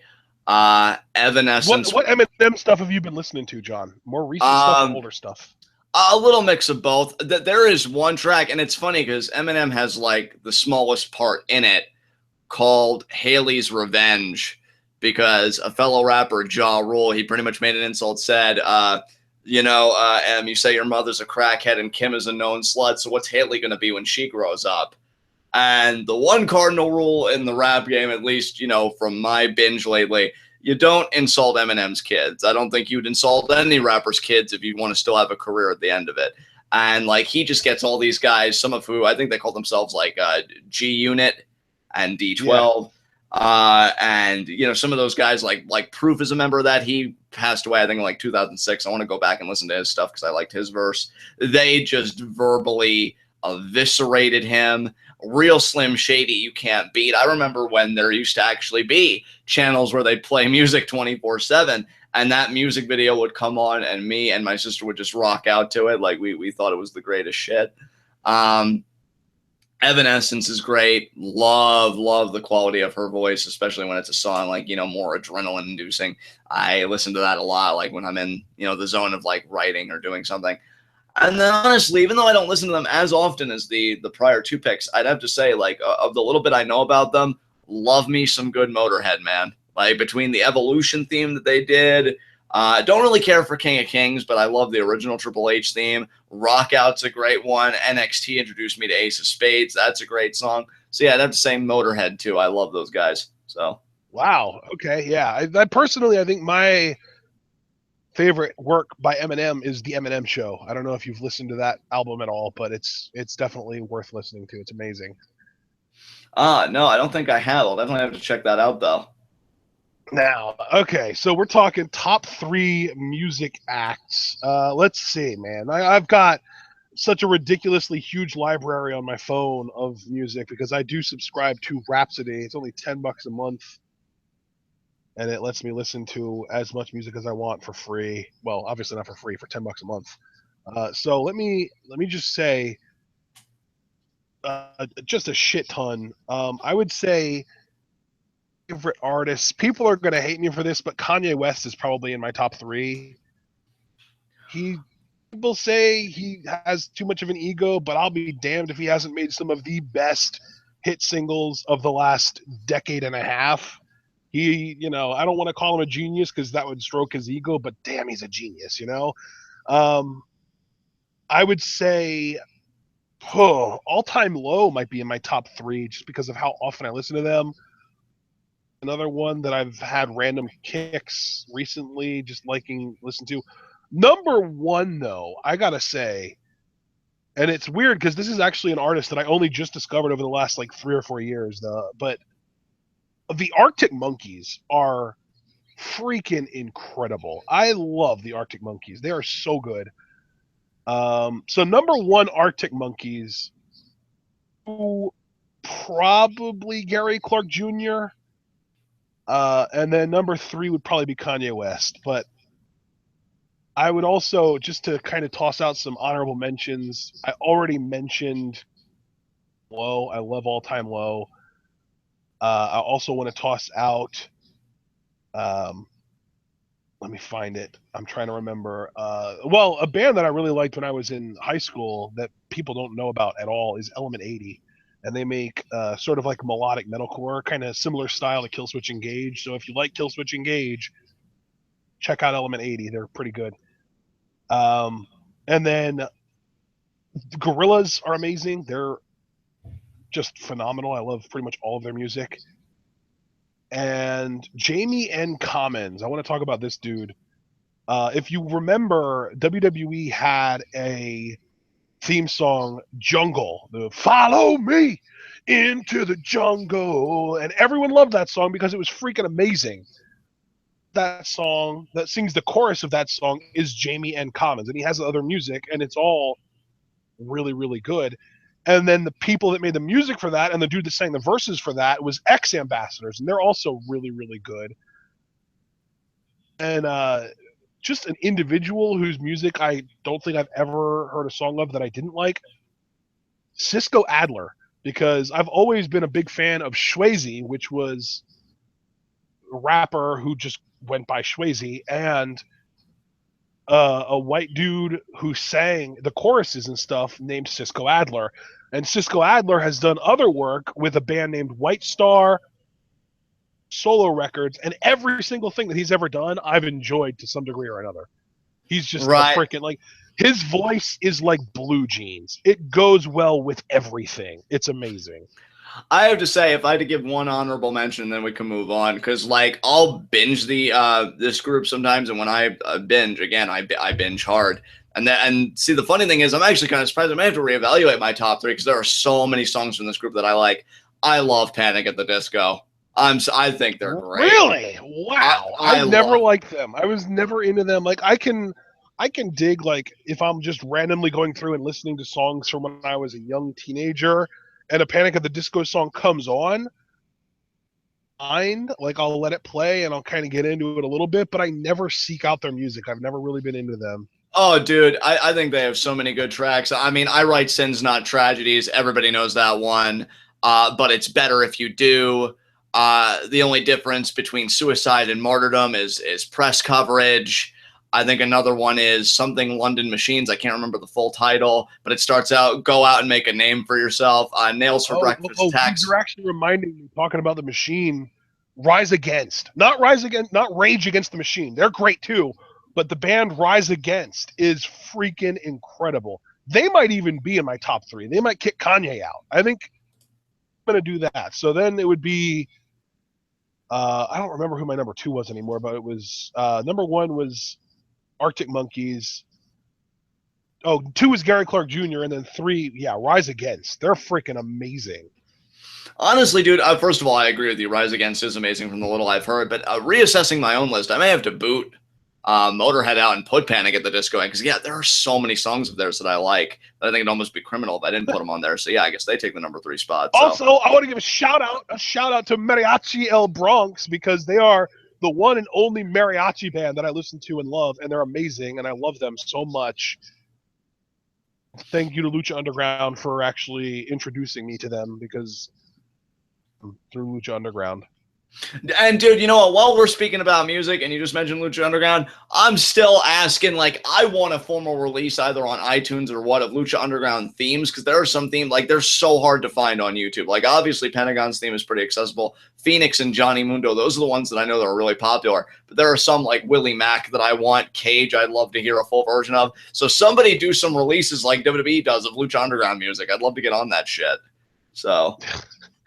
Yeah, and then the only other band that I will bring up is Tyler Bryant and the Shakedown. I know I brought him up earlier, but he's just really, really, like, soulful blues. It's so, and it's got like a little bit of country sound to it because there's some twanginess every now and then, but there are some songs that don't have any twanginess whatsoever, and they're just straight up amazing, and it's so good in my opinion. I love it. All right, man. Well, I think we can move on. Okay, up next, we've got 3 questions from Jacob Bradley, one for each of us individually and then one for both of us. So the first one directed at you, John. Who is your favorite character from the Magic School Bus, since you hated that show so much? Oh, my God. I guess Miss Frizzle, because she was probably drugged out of her mind to do that to a group of children in the first place, and I think that the school bus was magic. So I think she was probably one of the earliest symbols of, liberal, drug policy and recreational drug use. So yeah, I guess I'd say her, 'cause she's probably coked out of her damn mind half the time. So that's what I'm going with. What's your individual question? Okay. Is from Jacob Bradley is, if you could meet any wrestler, who would it be and why? And that's actually tough for me because my favorite wrestler right now is Naito, but I wouldn't really want to meet him because I wouldn't understand anything he says, and I don't know how much the language barrier would affect him as far as if he speaks English or not. So I would almost have to just say, and I can't say CM Punk either because he's not a wrestler anymore. So he's out too. Man, this is way more difficult than it probably should be. I'm gonna do this. If I could meet any wrestler, it would probably. Oh man, this is Ricochet. I'm gonna say Ricochet. I would want to meet Ricochet because that dude is incredible, and I would just want to tell him that he needs to not go to WWE and he needs to stay in Lucha Underground because god damn it, they're so much better, and WWE is getting sold, and he's not gonna get to work with Vince anyway, and just try and help him and give him advice and learn from him and take his advice, and he's just so good, damn it. I love it, man. So what's the question for both of us? Okay. What is your favorite food and drink combination? This is weird but easy. Okay. You know what? I love like a good bowl of either like Doritos or some type of chip, chimichanga, and a nice like raspberry pomegranate lemonade. I've been having a lot of that lately. It's kind of my like big snack combination. So that's the answer I'm going to go with. What about you? Well, I'm kind of a weird case because as far as drinks, I don't really drink anything other than water. Water would be the drink for me. As far as favorite food, though, you just give me a good, and I'm gonna get freaking, crucified for this too. But you give me a good medium well steak and a cup of, well, not a cup, a freaking pitcher of water to drink. I will not say a single word for probably a half hour at least because it's like I just get into bliss when I'm enjoying a well, and I don't mean well done. I mean well cooked steak. Steak is just too good to me. And the thing is, like, I'm broke enough that steak is still kind of a luxury for me to the point that like I barely ever eat it. So when I finally do get to eat it, it's amazing, Yeah, very interesting. Because here's the funny thing with me, right? Like I've drank more water since moving here than I ever did when I used to live in Jersey. And I would say, much like you, all I drink is water, but I love to treat myself every once in a while. I don't even really feel bad about drinking juice or anything anymore because I know I drink so much water, Like I'll feel guiltier about it if that's all I've had to drink and I didn't touch any water. But on days where I've drank over a gallon, and yes, I've had days like that, just ask my bladder because I go all the freaking time. I'm like, yeah, I can have a good lemonade. That's fine. So yeah, but interesting combination, man. I got to remember that. Just give you a good steak to your specifications, a nice pitcher of water, and just let you have at it. Yeah. So then we have 3 questions from James, who I'm assuming is your friend James, who is the big Ryback fan. Right. So, and actually all 3 of these are related to Finn Balor. First question is, do you think that after Balor's injury that the WWE may end up considering Seth Rollins dangerous? You know what? I actually had a conversation about this today with somebody, and here's my thing. I don't think Seth Rollins is dangerous. What I worry about is that other people will adopt the perception that he's dangerous. So that's really my big fear with Seth Rollins. I still think he's a safe guy. I would trust him if I was sharing a ring with him. But I'm afraid, given how close together the injuries that he's been associated with have occurred, I think that's when you start to develop a stigma, and that's what I worry about for Seth's career. So that's my response to that. Yeah, yeah. I mean, I think that the people that would be working with him are smart enough to know that it was on Finn that he got hurt and it wasn't Seth's fault. That's been injured by that buckle bomb was Sting, who was like almost 60. So, like, what do you freaking expect? You know? Right. So that's, yeah. I don't think the WWE, even Vince McMahon, who blames people on their own injuries, I don't think that they're dumb enough to think that Seth is the dangerous one here. So then the second question is, when Balor does come back, do you think he'll be placed in the title hunt right away? Maybe even a Rumble win? I definitely think that's possible. I think they want to make Finn the kind of guy that had an amazing quote unquote rookie year, like a debut year on the main roster. I could totally see a Rumble win. Absolutely. Yeah, I agree. I definitely think, yeah, that's definitely the case. The Rumble, if he's back in time for it, I think yes. I think isn't cleared by the time the Rumble happens. It'll be Roman again or Brock. I do think that will be Finn. Yeah, that makes a lot of sense to me.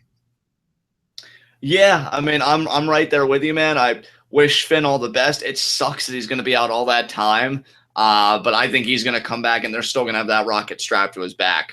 Rest assured about that. So, yeah, I think Finn will be just fine. And the final question from James, do you think WWE will call up another NXT talent to fill Finn Balor's spot?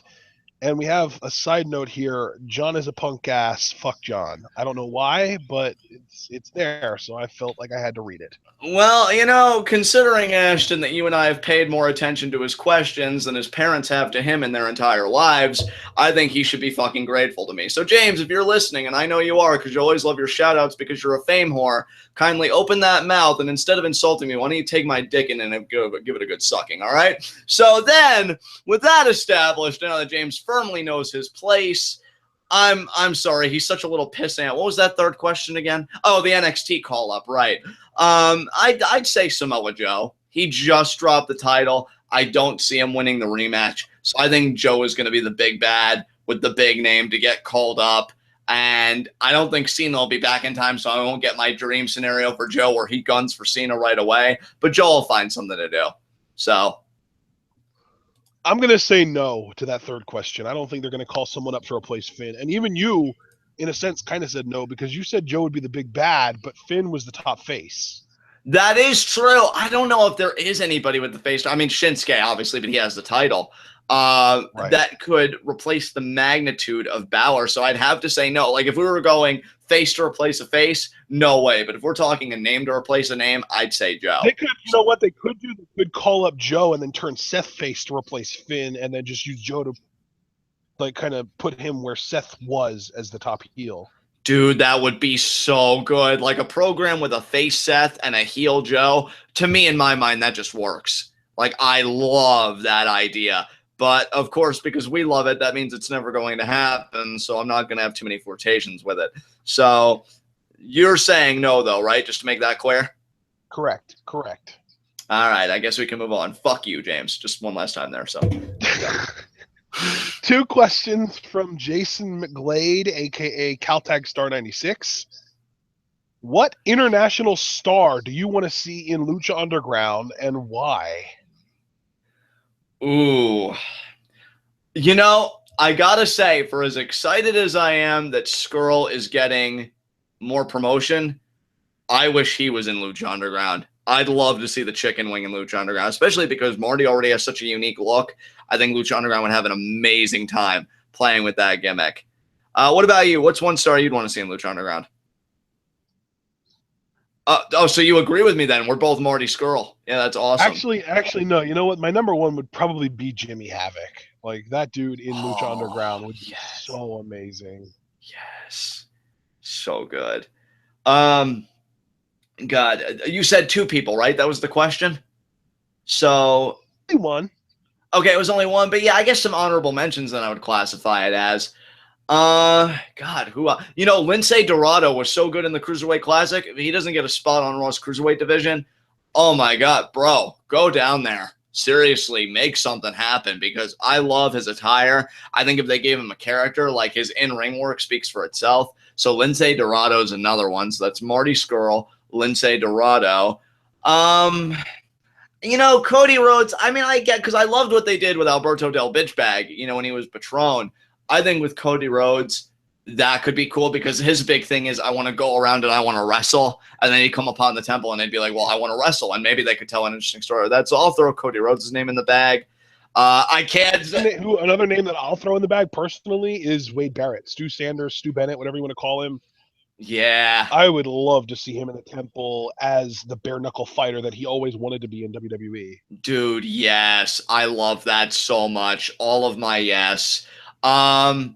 Let me think here. You know, it's funny because all the women that I really like, especially like Ember Moon, you know, and it's funny because with the Crimson Eyes and everything, that does kind of strike me as something that Lucha Underground would have done. But I can't say her because she's working with NXT. Yeah, exactly. There you go. Maybe they actually got that from Mil Muertes, because I didn't even think about it until you said it. Is there anybody else? You know, I think Kenny Omega would do good there, but he has such a great thing going with New Japan. So yeah, I think I'm good on the names that I gave. Are you? Do you have any other names you'd like to give? No, I'm good settling on just Jimmy Havoc and now I forget Stu Sanders, Stu Bennett, I think is his real name. Yeah. All right then. That's a great choice. I keep on going back to that for some reason, but yeah, it's Stu Bennett.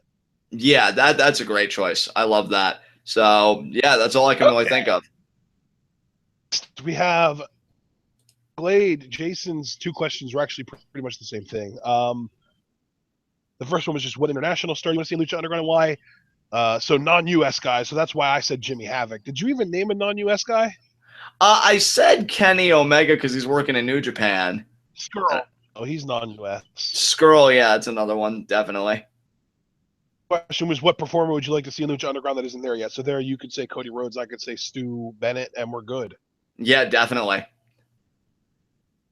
All right, next we have 3 questions from Lee Clark, formerly known as Wrestling Fan LC.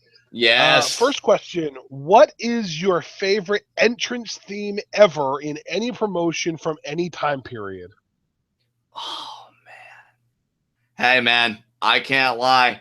I gotta go with Chris Benoit's Whatever by My Lady Peace. Like, every time those chords hit and I knew he was coming out, I always got amped up because I knew somebody was going to get chopped to hell, suplexed to death, and they'd live to remember it for the rest of their careers. So definitely Benoit's theme, I think, for me is my all-time favorite, simply because of the emotional and sentimental value and just everything. I have to pick that one. Yeah. I think I actually have to go with Slow Chemical by Finger 11. Oh, yes. So good. Ruthless Aggression Kane post mask removal theme. Yeah. Good. And that, even to this day, that is one of the few themes that I would listen to with the windows down, with the volume cranked up, and just belt it out, singing it through the street song. Because most of the theme songs that I like don't have lyrics, and they're just instrumentals, like Nakamura, Emma, Asuka. Although I think Asuka does have lyrics, but it's like a Schizoid Man ripoff. So that's definitely what my number one, probably my favorite wrestling theme of all time would be, was Slow Chemical by Finger 11. Yeah, I love that theme, dude. That's a great choice. Okay, so question from Lee. What is your favorite TV show, or what are your favorite TV shows that you're currently watching? You want to take this, or should I? I'll take this first. Currently watching Suits is my favorite, and that's still an ongoing series. Jessica Jones is amazing. Netflix killed it with that one. Love Black Mirror. I think it's an amazing spiritual successor to The Twilight Zone. What other show? I feel like there's more that I like, honestly. Orphan Black. Haven't watched the latest season, but that's a show that's still going. I think her name is Tatiana Manning or just something like that. She plays all the roles, and she's such a diverse actress. She's so good to watch. And yeah, I'm going to stop at that for now. So what about you, partner? What are some of your favorite shows? It's the one show that we consistently watch together, Mr. Robot. That is, yeah, but you know what though? Like, I love it, but I honestly wouldn't classify it as one of my favorites. Like, it's really good, and I love watching it with. Yeah, it's really good, and I love watching it with you every week. But yeah, it's not really one of my favorites. So wow, that's yeah, disappointing. It is definitely one of my favorites. right. As soon as September 7th rolls around, Lucha Underground I consider to be more of a TV show than just wrestling, so that would be on there. Other shows that I watch, I really am not much of a TV person. Yeah, I don't know. I guess really for me, it's just this like all of the TV shows I watch are TV shows that I watch with John. So like Family Guy, South Park, Bob's Burgers, Rick and Morty is legendary. To this day, other than South Park, I think Rick and Morty is my favorite animated TV show ever. Oh, dude, Rick and Morty is so good. See, now there's one that I would give at least an honorable mention for favorites because, yeah, I can't wait for the new season to come out. South Park, particularly the last 2 seasons, since they've been experimenting with storyline continuity, it's like they breathed a whole new life into the show. Take a note, Simpsons. Jesus Christ.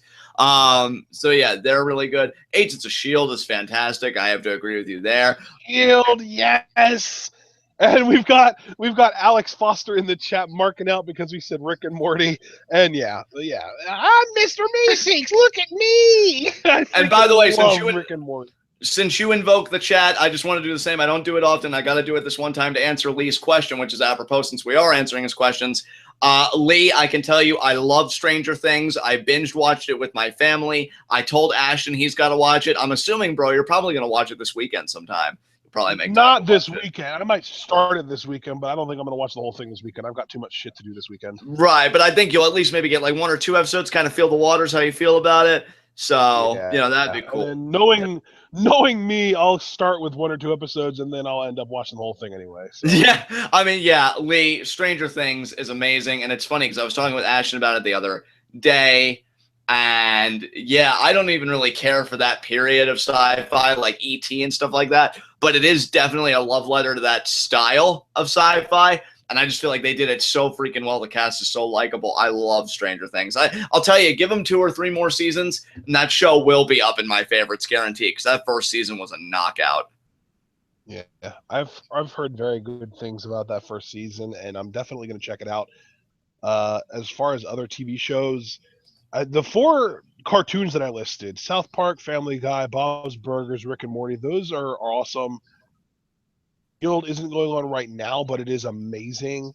John and I are going to try and get caught up on Flash over the course of the next month or so because we watched the first 3 seasons of Arrow and have heard nothing but bad things about season 4 and on. So we're just going to kind of give up on that series and switch over to Flash. Here we go, John. Let's talk about these. Daredevil season 2, Jessica Jones, and the upcoming Luke Cage. Oh, first of all, like I said, Jessica Jones I actually did list in one of my favorites because it's just that good. Daredevil, I'll be honest, I thought the second season was a bit weaker than the first. Not much, and I'll tell you what? With Frank Castle showing up and wreaking havoc? What is wrong with you? I was even going to say Frank Castle to me made that season. Like, I feel like everybody else, it was like Frank Castle I liked the storyline of the Lecter's involvement. And I got to be honest, Foggy even stepped up for me this season. Like, I didn't like him as much the first season as I did this season. But as far as Daredevil, the character, I wasn't as into him this season, probably because of Frank Castle. You know, John Bernthal as the Punisher and his solo series. That's another one you could chalk up in my favorites immediately. And we haven't even seen the pilot yet because it hasn't been released yet. But I just know he's going to kill it. I know he's going to kill it. Luke Cage. Speaking of John Bernthal, let me just mention the reason that Walking Dead isn't on my list of shows that I'm currently watching. I gave up on that show after season 2. Season 2 was decent. It was a huge downgrade from season 1. Season 1 to me of The Walking Dead is one of the best single seasons of a television show ever. It was amazing. And frankly, it could have ended after that. They could have all died in that freaking explosion of the CDC or whatever it was building. and I would have been cool with it, because then season 2 shows up, and it starts hot. Middle of the season is miserable and boring and long and drawn out and filler, and then the last like 3 or 4 episodes were amazing. But then Shane died, and that killed my interest, because to me he was the best part about the whole thing, because he was the only person in the entire group that put survival, and that's what made the whole group interesting, because once he left, the only dissenting opinion in the group was gone, and now everyone was just, oh, humanity, humanity, we have to maintain our humanity. And then Lori gave birth, and then I wanted to just stop watching completely, because Lori dying in birth, you're trading off an actual functioning human being that can help with things for a worthless baby, and the worthless baby needs to be catered and taken care of, so that eliminates at least one other human being who's actually helpful from your ranks. And it just, I hated it. I hated it. I hated it. That right there was the decision, the straw that broke the camel's back for me, was Lori giving birth and dying in birth. That was the worst. I feel like you almost channeled your inner me for that, right? Because I just loved how you did that monkey voice. Our humanity, we have to preserve our humanity. Like, you were just so done. Like, fuck your humanity. Although I will say, Ashton, I will give the Walking Dead universe this. I gave up on The Walking Dead too. I may return to it one day when the show completes itself, like I've done with other shows like Breaking Bad and Mad Men, which is amazing. I still have the final 7 episodes to watch of that. But Fear the Walking Dead, the spinoff, we have yet to watch the 2nd season, but that's really good. It's not on the air right now. Same thing with Better Call Saul. First season was amazing. Can't wait to watch the second one. And yeah, there are a lot of shows, man. I either can't wait to come back. Oh, by the way, another Dude, show. I didn't even realize it until right now, but you watch so much more TV than me. It's ridiculous. Yeah. Well, how much more. And I think the difference is you're watching TV while I'm doing things like playing video games, watching YouTube series, or, working, which is a bit of a time sink, But right. yeah, that's like, you kind of invest your free time with your family and stuff in watching TV, and I just don't prioritize it at all. Like, the only time I really do watch TV, if it's not football or wrestling, is when I'm watching shows with you. Yeah, dude, like, there are so many good shows out there. Another one that I should have mentioned for my favorites, Shameless, the US version with Emmy Rossum and the guy that does Frank. I know he's well known and the name's on the tip of my tongue, but the name's just not coming to me. Such a good show. Like, for me, it speaks to me on a lot of levels, like, given my upbringing and shit. So I have like that personal connection with the show.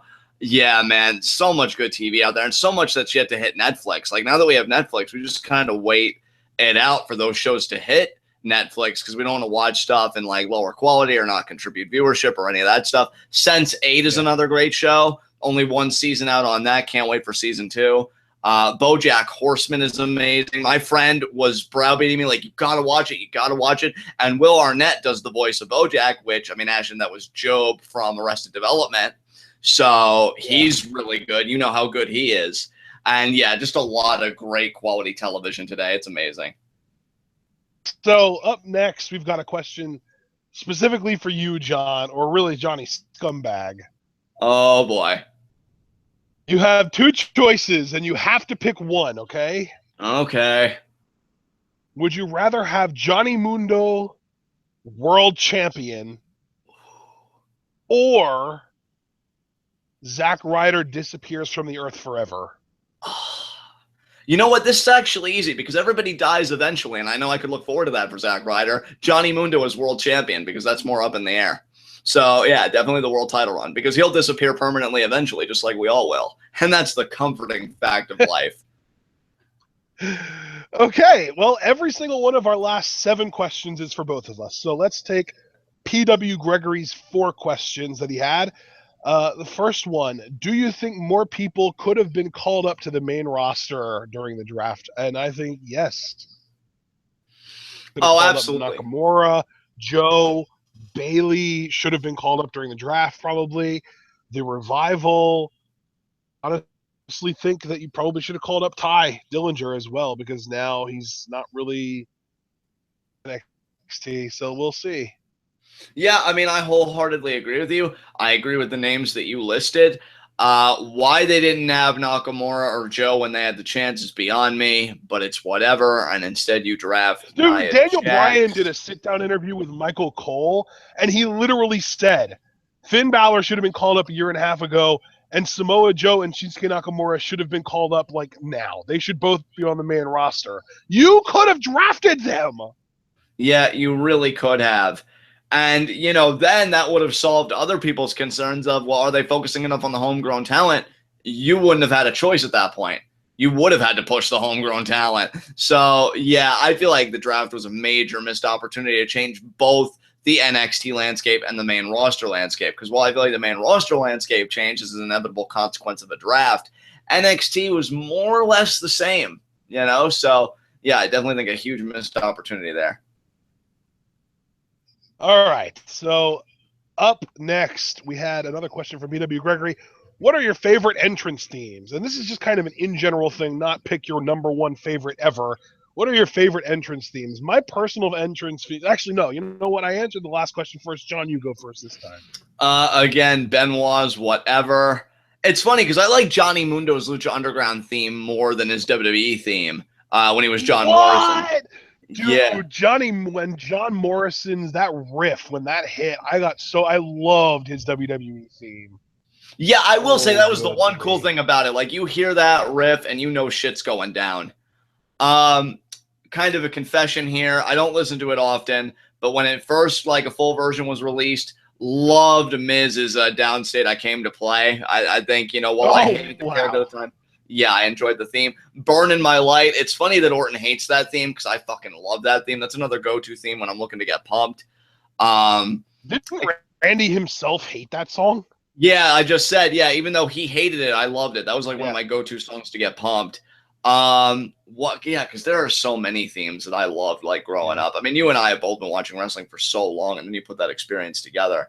I think that Burning My Light song, the band that did that, Mercy Drive, they had a few other good songs other than that too. Not even just including Maven's theme song. They had a few other good ones too. Right. Now this specified entrance themes, so I can't do pay-per-view themes or anything. Let me think. Nakamura's Subconscious in New Japan is really good. This does count as an entrance themes in New Japan, like Nakamura, Tanahashi, Liger, Shibata, Naito. Like, there were so many good entrance themes in New Japan. It's crazy. It was used as an entrance theme temporarily. In fact, both of these songs were, so I can use them under the criterion of the question. Voodoo Child, when Hulk Hogan was using it. Yes. So fucking good. I hate when that hit, when that immediately you are paying attention to the TV because you know shit is about to go down. Yes. And it took me a while to grow on it because I love this Fire Burns from him, but a Cult of Personality from Living Color, man. Yes. So good. Yes, thank you. I was even going to say that. I saw someone in chat, Brandon Best said, Punk, this Fire Burns. And I said, yeah, that's okay. But Cult of Personality, though? Yes. Gotta give some shout outs, and this is probably the only good thing. By the way, more WWE themes. Kurt Angle. Here's the funny thing about his gold medal theme, because you gotta qualify it. I love the ECW version they did. I know it took out the You Suck chants, and that's what makes the original theme so iconic. But I love the more instrumental version they have of that theme. I think it's sick. Gets me in a fucking zone, like I could take on the world. TNA had a few good themes when I was really into the product. Samoa Joe's first theme I thought was perfect for him. Just really intense and stuff like that. You want to know what my favorite TNA theme of all time is, I think? Other than, obviously, Blues Sacareno, AJ Styles, Evil Ways. That's... Right. And use that. That was amazing. But other than that, Hernandez's theme was so good. Oh, yes. In fact, you mentioned... like, it started out with the whistling, like, and then it... boom, boom. I loved that so much. It was so good. Yeah, dude. while we're on TNA themes, and it's funny you mentioned Hernandez because LAX's early theme when they were still running with Conan, that's some revolutionary shit. You're like, you hear that? You know guerrilla warfare is going down. Like, oh shit, hide your capitalists, hide your land. Like, they're taking everything. I love it. I love the revolution. And hey, man, since we're talking TNA, I've got to admit, I've got to confess, I dig some of Jeff Hardy's music. I liked Another Me. That was a really good song to me. I really enjoyed that. Yeah, no shame in that, brother. I liked Ken Anderson's instrumental theme when he came into the company. Oh, another because I know a lot of people hate the performer. I was in the minority liking him. Pope D'Angelo Dinero's theme, I think that's a great instrumental as well. Oh, God. Abyss had a great theme early on. I just love the whole dun dun dun dun dun dun, and then it just kind of builds like that. Yeah. That was good. Speaking of that kind of effect, I liked Mil. I love Mil Muertes' theme in Lucha. The way it starts like da da da, like that's just so cool. I love it. Oh, you know what? And I have to thank Alex Foster because he brought up one. I don't know if he means the vocal version or the instrumental because I'll always prefer an instrumental if I think the vocals are shit. Robert Roode's Off the Chain theme when he was TNA World Champion. Love the instrumental version of that because it speaks to his superiority and his hatred of the poor. Like, I just think it's so good. So, yeah, definitely like a slew of amazing themes. Hell, I'll be honest, really didn't care for Batista's Saliva theme, but his first instrumental theme, oh my God, so good. Like, I remember one scene vividly with that theme. Batista just got done slaughtering Ric Flair, right? Because it was the build to WrestleMania 21. And Triple H tried hitting him with a sledgehammer. Batista caught it, looked him in the eyes, ripped it from his arms, and broke it over his knee. And he's just looking at Triple H like, I don't need a damn hammer. And Triple H just looking like, oh, fuck. What did I create? How am I going to bury this one? I'm done. And he rolls out of the ring.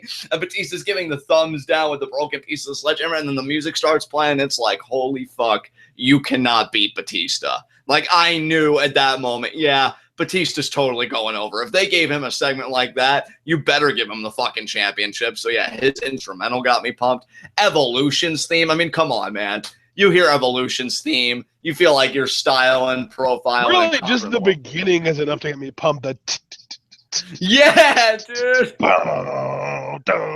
Yeah, that's so good. Yeah, you're right. That was incredible. Another one, though, where just the beginning gets you pumped, Edge's theme, Metalingus by Alter Bridge is so good. Yes, dude, I agree. And you know what? It's funny because again, some people are mentioning songs that I only heard maybe used once or twice, but you'd get on like CDs like Anthology and shit. Chris Jericho's King of My World by Saliva, so good. In fact, given the themes that Saliva's contributed to, which I think it's only Batista and maybe Jericho, I know they've contributed pay-per-view themes, so maybe I'd count that too. I think King of My World was one of the best things they contributed. Such a good song. And yeah, man, the Nexus theme, We Are One by 12 Stones. See, it's right. That was also also the theme song for NXT season 1, or no, that was Wild and Young. That's right. Never mind. That was Wild. You know what? And it's funny too because I gotta say this, and then my God, I didn't expect to have such a spirited discussion about themes. I really got into this. I know a lot of people give Wade Barrett shit for like his themes and the constant changing, but I pretty much liked every theme Wade Barrett had.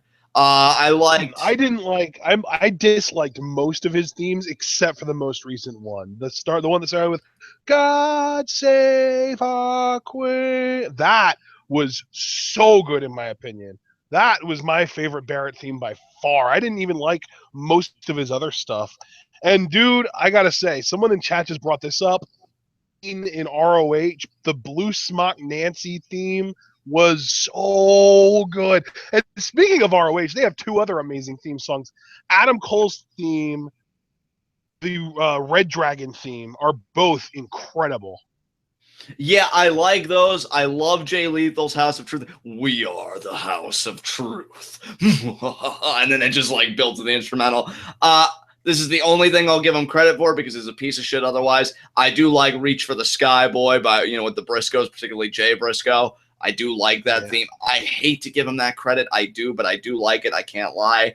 I like the theme. I just like the initial Reach for the Sky Boy, and that's it. So that's good. That was an Yeah, man. amazing gunshot sound effect. I'm impressed. I risked it all to win it all. I'm like, okay, John, there are only so many people watching, and it's no pressure, but go for it. And then I did it, and Dude, glad it that worked was out. so like I thought you were using like a soundboard or something. That was so good. Thank you, thank you. And hearing you compliment it so much, I'm gonna have to listen to it back when this gets up and just see how good I did. Because yeah, like that initial gun sound is great. Stuff's going down. So many. I'm so glad we live in an era with so many great themes. Because Samoa Joe's And NXT the theme. crazy thing is, we Yeah. haven't even really talked about contemporary WWE themes because there are at least a dozen that I would listen to in a playlist of amazing wrestling themes. Like AJ Styles' theme is amazing. Yes. I think the club's theme is actually really good. I didn't like that at first because it sounded too much like Fozzy to me, but it grew on me quite a bit. Finn Balor's theme is amazing. Nakamura, Sami Zayn, Kevin Owens. I like four of the Four Horsewomen's themes, except for Charlotte, just because it's like a cheap ripoff of Ric Flair's theme. But her original theme, Going Down by the Spider Rockets, I actually really did like. I loved that, actually. Both of Becky Lynch's, I mean, the second one is the one that she uses now, but the one that she had before that, but it was actually really good. I think it was like Anything You Want to Do or something like that. She had a theme in between the generic Irish like river dancer gimmick and her current theme, and it was really, really good. I say like Samoa Joe's theme is amazing. Like we can't not talk about Glorious. We can't not talk about Perfect 10, Ty Dillinger's theme. Jordan and Yes. Gable's theme song is so good. Hideo Itami's theme is incredible. Like there are just like CFOs, and I actually learned that's how it's pronounced. It's not CFO money, it's CFOs. Like the S is actually like because it's two guys. But yeah, CFOs has been on an amazing run. And speaking of CFOs, the first thing that they did, Patriot for Jack Swagger, was amazing. Yeah, dude. Thank you so much for bringing that up because there was a time where I would have called that my favorite. I played that shit religiously. And I got to give your boy this, Ty Dillinger. I found one of those 30-minute versions. I worked out to that shit. I felt like a perfect 10 after that. But yeah, man. Yeah, I think the Patriot's so only good. 30-minute versions of anything that I've listened to are Emma's theme and Nakamura's theme. They're both, those are my top two right now. And dude, I'd be remiss, and we've had such a great discussion about this, but I'd be remiss if I didn't mention in the midst of all of it. I do love Kevin Owens' theme. I know you already mentioned it because whenever I hear it play, I just imagine him verbally assaulting people, like whatever that guy's name is. I think his name's Greg, and he calls him Millhouse.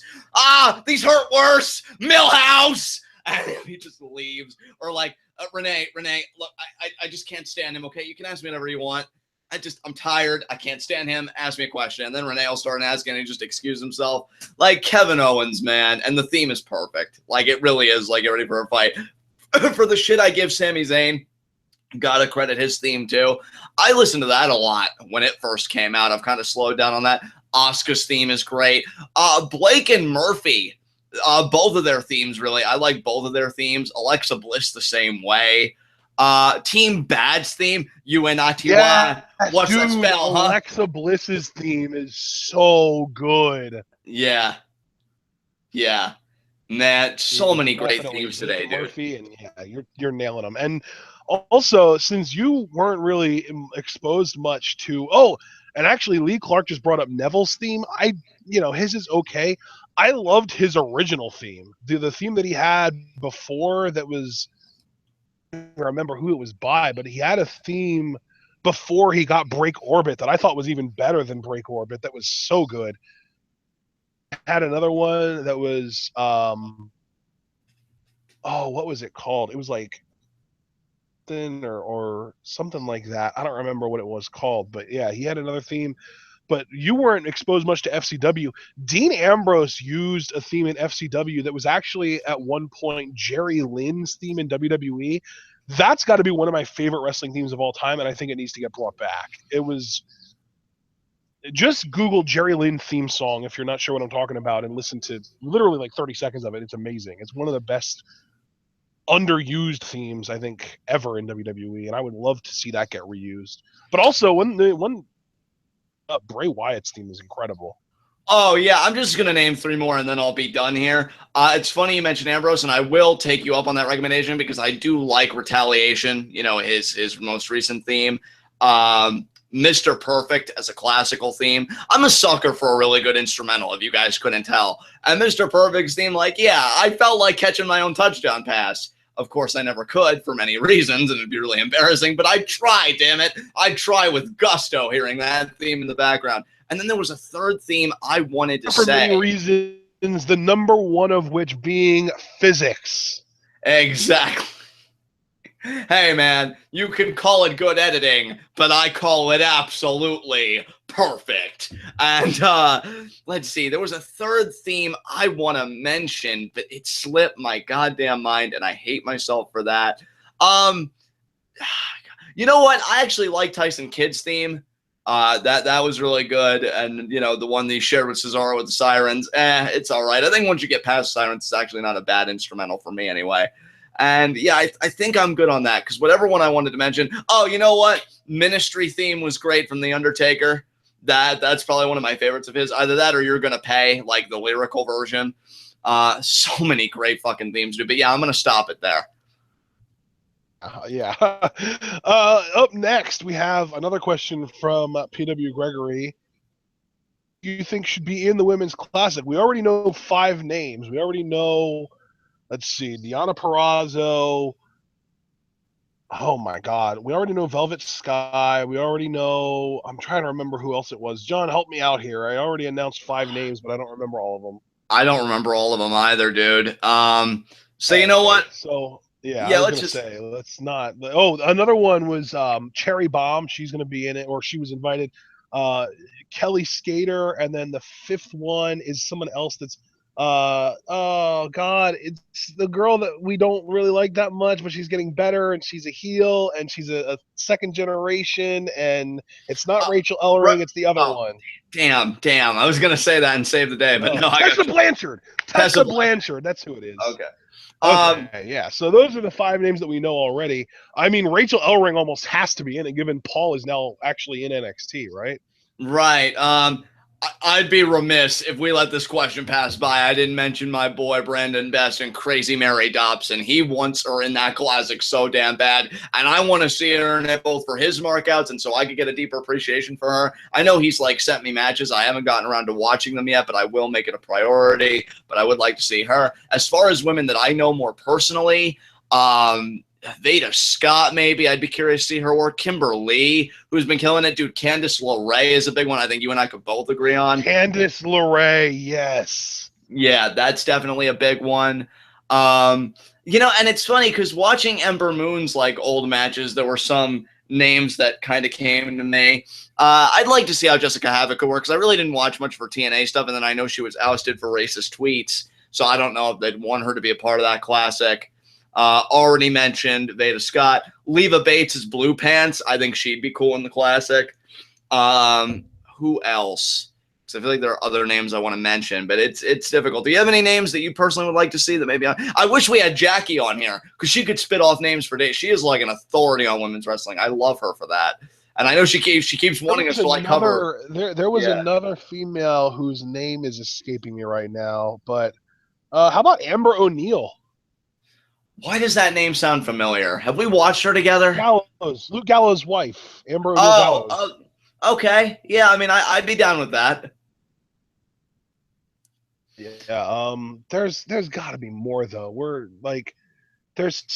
Santana Garrett needs to be in it. You know what? And it's so funny, dude, that I mentioned Jackie a few moments ago because Santana Garrett is her favorite. Her absolute favorite. So, yeah, if I've got Brandon's back with Crazy Mary Dobson, I've got to co-sign on with you and have Jackie's back and say, yeah, give Santana Garrett a spot because I've heard nothing but good things. And the little that we've seen of her, I like her. So, you know, I'm down with that. Totally. All right. Well, hey, we named quite a few. And then finally, what do you guys think of an all-women CWC style tournament? Could WWE pull it off?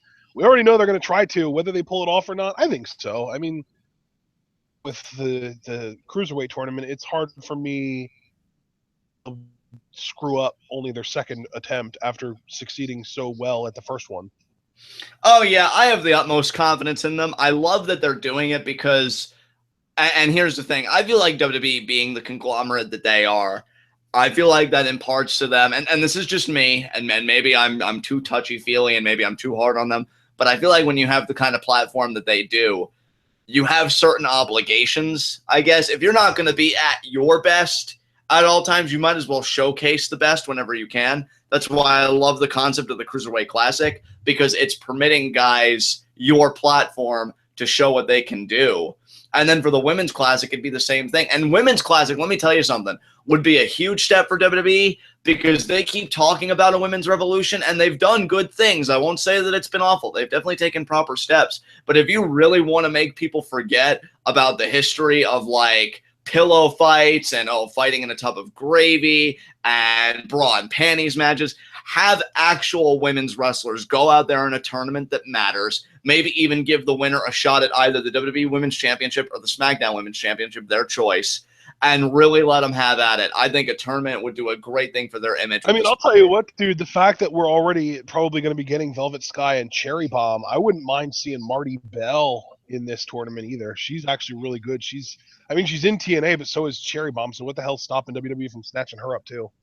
Certainly. I certainly agree with you there. Gail Kim's already sold, and she's probably going to get ready to retire soon, so I won't bother with her. But I wouldn't, honestly, even if she was like a free agent and on and available and everything, I still don't think I would want WWE to get her just because she's just Vigo at this point. It's ridiculous. Yeah, it's really a shame because I know there is some like bad blood there and everything.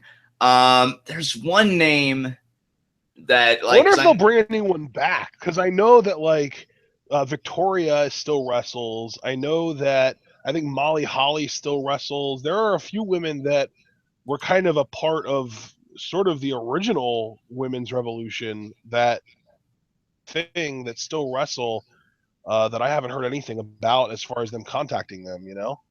Yeah, definitely. Yeah, dude, that's really all the women I could think of, which I'm proud of myself that we thought of that many names. Maybe Thea Trinidad, formerly Rosita.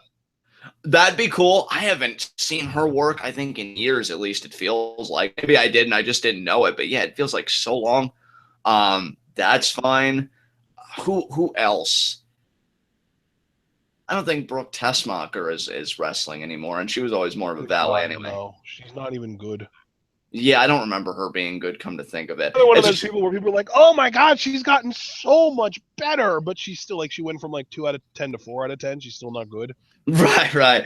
It's a shame Awesome Kong has left the boots in the ring because I'm always, just for Dude, speaking of her theme as Karma in WWE, we talked about theme songs earlier. How could we forget that? That was amazing. Oh, that was an amazing, menacing theme. Absolutely. Yeah, dude, I'm just trying to think of more people because, and again, it's so funny because Jackie's always like, oh, guys, here's this Shimmer show and here's this. And one of these days, dude, and I've said it before, I would love to do like live coverage of a show of an all women's wrestling promotion just for the different flavor and see how we like it. Because she's always a great resource of names. Like, I'll go to her personally when there's like an NXT woman that debuts and I'll be like, hey, Jackie, what do you think about this person? She's wonderful. And I hope she wouldn't be mad at us for like, or especially me, grasping at straws thinking the names. But yeah, I'm coming up dry, bro. I can't think of any more names. I'll tell you who definitely won't get called for this. Who's that? Yes. Oh, God. Have you seen the joke Titantron that they have of her with the text still employed? That's hilarious to me.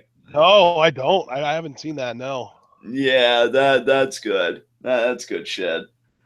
So, was that our last question, bro? Oh. No, you said no? One other name, though, I will toss out. No, it wasn't our last question. We have 3 left, but the one other name I'll toss out there may be Scarlett Bordeaux. Oh, dude, yes. Yes, Scarlett Bordeaux is wonderful. Yeah, I'd agree with that. That's so now 3 questions left. The next 2 are from Stephen Herman, and then we have one from Subject 18 that'll round things out. So the 2 from Stephen Herman, the first one is, Have you ever been to any live wrestling events? And if so, what were your favorites? I don't think live wrestling events. Again, my only experience has ever been like outside of the WWE, watching or going to Force One shows. Force One was an indie fed in Jersey. I used to go with a great group of friends of mine, and we were always the most vocal fans there. So much so that we called ourselves the Snake Pit because we always gave people a reaction, and usually other people would just kind of sit on their hands. But we were always the most vocal part of the crowd. So that was a lot of fun. But other than that, no, I really don't have any experience outside just watching WWE on my ass. But I'd love to go to some events. You know, it's kind of a bucket list thing for me for sure. Okay, so personally, I have been to some WWE events. Sadly, I haven't been to any other promotions events ever. I would absolutely love to go to an episode of PWG or Lucha Underground live. That's like my number one goal right now, is to go to one or both of those shows live and just experience that. That would be amazing. But my favorite WWE show I've ever been to, it was I hope I don't botch this date, but I think it was 11/21/11. I think it was the day after is 2011, because I remember Punk was champion and he opened the show with a promo, and then the main event of the show was Punk Ziggler. Oh, dude, yeah. I think I remember that show. That was amazing. And it was the first night that we got one of those ridiculous Kane return promos, and he came back, and that was his whole embrace the hate run going against Cena. And I Yeah. think that this was also around the time that we were getting the Jericho return promos that I decoded, successfully predicted that he was coming back to feud with Punk. That was awesome. Yeah. Yeah, dude, great shit. I really do hope I can frequent more again. When I first moved here, actually, and I knew that like I had more freedom and autonomy, you know, to kind of do whatever I wanted. It was definitely a goal to at least go to one WWE show. But now, though, I have to say, Lucha Underground, because it's not just about the show. I've got to meet Johnny Mundo at least once, because getting more personal. It was always a childhood dream of mine to meet Chris Benoit and tell him what he meant to me in my life, because he was like my first childhood hero. First guy to really convince me to come out of my shell, you know, and be a stronger person. And it still kills me to this day that I never got to do that. So with Johnny Mundo, though, like I've got to meet him. I've got to shake his hand. I'm just got to be like, thank you for being so fucking awesome. And then I'll pass out because, you know, what's the point in living after that? So, Yeah. you know, there you go. Oh, man. Second question from Stephen Herman. What is your favorite NXT Takeover special ever? Ooh, you know what? And I'll readily admit, I think I am somewhat guilty of recency bias here, but I have to say Takeover Brooklyn. I feel like maybe we're far enough away where I could avoid being labeled with recency bias, but if for no other reason, when I was really into the Vaudevillains at the time, they won the tag titles. They beat Blake and Murphy, and they finally got a freaking title run. And Bailey Sasha. I mean, just so for that one match alone, I feel like made that takeover. And so, yeah, I have to say Takeover Brooklyn was my personal favorite. And even still, even to this day, my favorite live special was definitely Takeover R Evolution. That to me was what every live special should aspire to be or be better than, and they haven't done it since, in my opinion, because it was the debut of Finn's body paint. It was Zayn Neville. It was Kevin Owens' debut. It was the end of the night. We had the signature show, and even after the signature showed, we got Owens turning on Zayn. It was Sasha Charlotte in their first big live special match, and it was amazing. It was just such a great, great show from beginning to end, and that to me is, to this day, the best NXT Takeover live special ever. Yeah, dude, you make some amazing points there.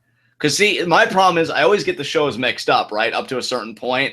So knowing that R Evolution had that card, I may have to co-sign on to you. Like, I do love Brooklyn. I thought it was a great show. But R Evolution, when you just ran it down, that was fucking stacked. I don't know if we've ever had a takeover that stacked since then. That's insane, the punch that packed. So, yeah, I can totally see where you're coming from, dude. Stacked. So then he also said, what are your top 3 matches from all of the NXT TakeOver live specials ever? Oh man, you know what? For this one, Wait, did you say you wanted to go first? You kind of cut out a little bit there. wanted me to go first on this one. Oh yeah, you could go first. Okay, number 1, Sami Zayn versus Neville at NXT TakeOver Our Evolution. All right, very cool. Number 2, Sasha Bailey at TakeOver Brooklyn. Okay. 3, Zayn versus Shinsuke Nakamura at NXT TakeOver Dallas. Awesome. I love that, dude. I'll tell you, Sami Zayn versus Nakamura does make my list. I loved watching Sami work strong style. I thought that was so cool that he tried to keep pace with Nakamura. We'll definitely also have to replicate your answer of Sasha Bailey from Brooklyn. I mean, that match was just brilliant. Just a brilliant match. And my third pick, I think I do have the right event here, and that's another thing. I don't want to get my events mixed up, but I know you'd catch me if I felt like that. The Revival versus American Alpha, but their Takeover the End match where the Revival got the belts back. Because I thought the more recent one, that is TakeOver the End. Dude, that match was, I mean, Dash Wilder was on point in that match. That's where I think it really started, where you and I kind of called him a defensive king because he broke up. Dude, I honestly, in hindsight, as amazing as that was, I think that the best Revival tag match at a TakeOver was against Enzo and Cass in London. That match really was so, and you know what, dude? If we were going by tag matches, those matches would be neck and neck for me. But I just love American Alpha too much. Like, I got to be on bias does factor into it. I think Enzo and Cass and the Revival had the better story. But for me, yeah, Alpha and the Revival, amazing tag team matches. Oh, my God. Yeah. So. All right. Well, final question from Subject 18. Do you feel about a match under Lucha Underground's writing, Wyatt and Pentagon Dark? Ooh. You go first. I gotta tell you, I think I would almost prefer a match between Bray Wyatt and Mil Muertes than Bray Wyatt versus Pentagon Dark. Oh, yeah. Or Bray Wyatt and Matanza for me. I'd be intrigued how if like Bray Wyatt would try and gain control of Matanza in the course of the match. That's another thing too, because Bray, I mean, with Lucha Underground's writing, they would probably embrace the idea that Bray Wyatt isn't the person, it's the sort of demon entity that is possessing that we call Bray Wyatt. Right. That could make for some really, really intense storytelling, and that would be really entertaining. So yeah, I think those are two matches now that I would almost rather see than Bray versus Pentagon. The thing for me with Pentagon, he's more of an attraction than one of these guys who puts on 5-star matches. Like, he's had matches, but I think that the more consistent match of the year candidate machine in Lucha is Mil. I think Mil is so underrated. He's a guy who, like, he is also an attraction like Pentagon, but to me, Mil can crank out 5-star match candidates like a freaking factory. Like, he is ridiculous. Oh, dude, I'm glad you said that because I'll even put myself in the category of those underrating Mil Muertes, and I don't think I've been giving him his proper due, and I apologize. I think, dude, to me, Mil Muertes is like the Ishii of Lucha Underground, and not in that, like, he's intimidating, which obviously he is, but in that you look at this guy and you think, like, oh, he's not that good. He's this stocky, like, big guy. He probably can't move very well. He doesn't look like he'd be able to do much in the ring. Like, I don't know if I would really want him to be the face of my company. But then you actually see him wrestle, and within minutes of the match, you're just so sucked in and invested in who's going to win and who's going to survive. It's amazing. Like, he and Ishii both have that. And I can't explain why, but I can point it out when I see it, and I see it in both those guys. And see, like, I want to choose my words carefully because I don't want to piss anybody off, and I don't mean to insult anybody. But this is just my honest opinion, giving Mil Muertes his due and, you know, making right, because I apologized earlier. I really haven't given him enough credit. In this day and age of, like, what most wrestling fans seem to be attracted to, I know we all have varying tastes, you know, not trying to generalize, but it does seem like people are more into the technically savvy and the really high flying, or, you know, Jim Cornette's of the world, the flippy shit. Yeah. And if they put Mill and Phoenix side by side, they'd probably assume that Phoenix has the better matches. But I think Mill has had all of Phoenix's best matches. I just feel like on his own, they don't have that same emotional resonance, that same intensity. I don't think Phoenix is a bad performer by any means, but I think Mill brings out Phoenix's best match outside of like the 3 to 5 matches he's had with Mill was with Pentagon there, and that was in like episode 4 or 5 of season 1. It goes back that far. Yeah, dude. And you think about the matches with Phoenix, I mean, grave consequences. That was my match of the year. Your match of the year was Mill Puma. So Mill was one half of both of our matches of the year last year. Yeah, like, that's how good this man is. Men go, like, because my current match of the year is Sexy Star versus Mariposa No Mas match. But as far as the men go, I think the best match in Lucha Underground, best non-Battle Royal match in Lucha Underground of Season 2 was probably the grave consequences between Mill and Matanza. Mill punched through a goddamn coffin. Mill is so, and dude, this third season coming up September 7th, I think this third season, and it's really the only chance they have, but I think Lucha Underground may be able to take our match of the year again this year with this third season, because it sounds like fucking hype, dude. And Mil Muertes, we're getting another Aztec Warfare this year. Like Aztec Warfare, I mean, at this point, it's probably safe to assume that Aztec Warfare happening on episode 9 of any given season of Lucha Underground is probably safe to assume that that's going to happen. Episode 9 of Lucha Underground season 3 is going to happen, let's see, 1, 2, 3, 4, 5, 6, 7, 8, 9 on November 2nd. It's like, that's this year. Right, yeah. Yeah, and Mil Muertes, who we've just established, is kind of a match of the year candidate machine. You know, when it's really like big stakes and the right opponent, he might take it again. Johnny Mundo, you know, my boy, like he's been having such a great year this year. I think if they give him and Angelico like enough time and maybe enough stakes, they could have a match of the year contender.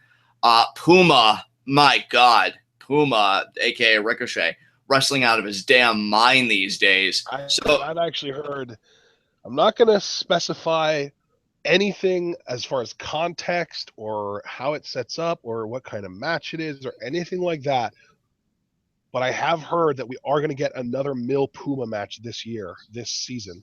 Ooh, see, that's how you whet my appetite, bro. That's how you get it going, because that's going to be amazing. Yeah, Lucha Underground Season 3 really does look like, if not a definitive match of the year, it might fall short. Hell, it got its year last year. You know, no shame in not winning 2 in a row, but it's definitely going to pump out some contenders. I feel like Season 2 pumped out some contenders, but Season 3, I think it's going to put that machine in overdrive. And I can't wait, dude. Our end of the year awards for 2016, I think, are going to be a shit ton of fun, because I feel like wrestling on the whole, especially with the promotions you and I keep up with, have really been putting their best foot forward for the most part. So I'll be excited, dude. It's going to be a fun time. Yeah. This is going to be an amazing season. And I'm glad that alphabetically this question ended up being last, because now we can say that we are going to be doing a Lucha Underground Season 3 hype video. We're going to be recapping Season 2, kind of going over all of the major events that went down in Season 2, and hyping up Season 3 Wednesday on August 31st, 1 week before the debut of Lucha Underground Season 3 on September 7th. And that video is going to be so much fun, and we're probably going to have to do that a little bit earlier than we normally would. Like, we're probably gonna have to start that at like 6 p.m. because that's like, I don't know how long we're gonna go on that, and just giving us that 2-hour cushion before NXT starts seems like a good idea, you know? Definitely. That video is going to be so much fun to do with you, man. It's going to be insane, but what a Q&A, man. So many great questions this month. Actually, I loved it. Dude, now that I think about it, that's actually the next video that we're going to be putting out, because we have no more Raw or SmackDown reviews for the remainder of 2016, and those are the only videos that would be happening between now and Wednesday. So the next video that we put out is going to be our Lucha Underground Season 2 recap, Season 3 hype video at 6 p.m. this coming Wednesday. So make sure to stay tuned for that. John, any last words before we close this thing out? I freaking love you guys. You gave amazing questions. Had a lot of fun with it. Some very spirited discussions in the most unlikely places. And yeah, you guys are freaking incredible. Best fan base ever. And I can't wait to do this again next month. So, Ash, do you have any concluding remarks? If you have any questions that you want us to answer for our September Q&A, comment on this video or tweet at one of us. Actually, John said that he prefers it if you DM him, but he has to be following you for you to DM him. So if he's not following you, just tweet him. Hopefully he remembers to tell me the questions ahead of time so that he doesn't let them just kind of not to cut away in his Twitter notifications timeline. Yeah, not to cut you off, but I will say, like, yeah, I do prefer DM. So if you're not following me, follow me at John_. You have to be following them for them to be able to DM you. Yeah, and you know what? If you do have a question, yeah, just tell me in the notifications. If you can DM me, obviously I prefer it. If you can't, just tweet them at me, and I'll get them to you, Ashton, right away. Because I know how you are. Once I tell you it, you'll never forget. You have it. Like, you're so organized, so much better than I am. So I trust you with that. I'll just be sure to get them to you promptly, because I really felt bad that I couldn't retrieve some of the questions because Twitter is just fucking awful. And yeah, so just submit your questions. You know the mediums, and we'll be right on top of it. 32 questions this month. Hot damn. 34, actually. Remember, we had 2 that I forgot about that I had to add in. Oh, 34. I mean, goddamn, man. Like, you guys did excellent. A pluses for everyone, except for you, James. One last time, go fuck yourself. And you get a B minus. So there you go. You guys are freaking amazing. Even after a royal go F yourself, he still gets a passing grade. Man, he didn't even make the honor roll with that. A B minus. What are you doing? Yeah, well, you know what? I had to give him something because it's not like he has anything else going on for him right now. So, ooh, okay. We're going to close this out now before John's, hate speech against James gets us sued somehow. We're going to close this out now. Ladies and gentlemen, be sure to stay tuned next Wednesday at 6 p.m. for our Lucha Underground Season 2 recap, Season 3 hype. And then at 8 o'clock NXT, and then at 10:30 CWC live reactions. It's going to be amazing, and we will see you then.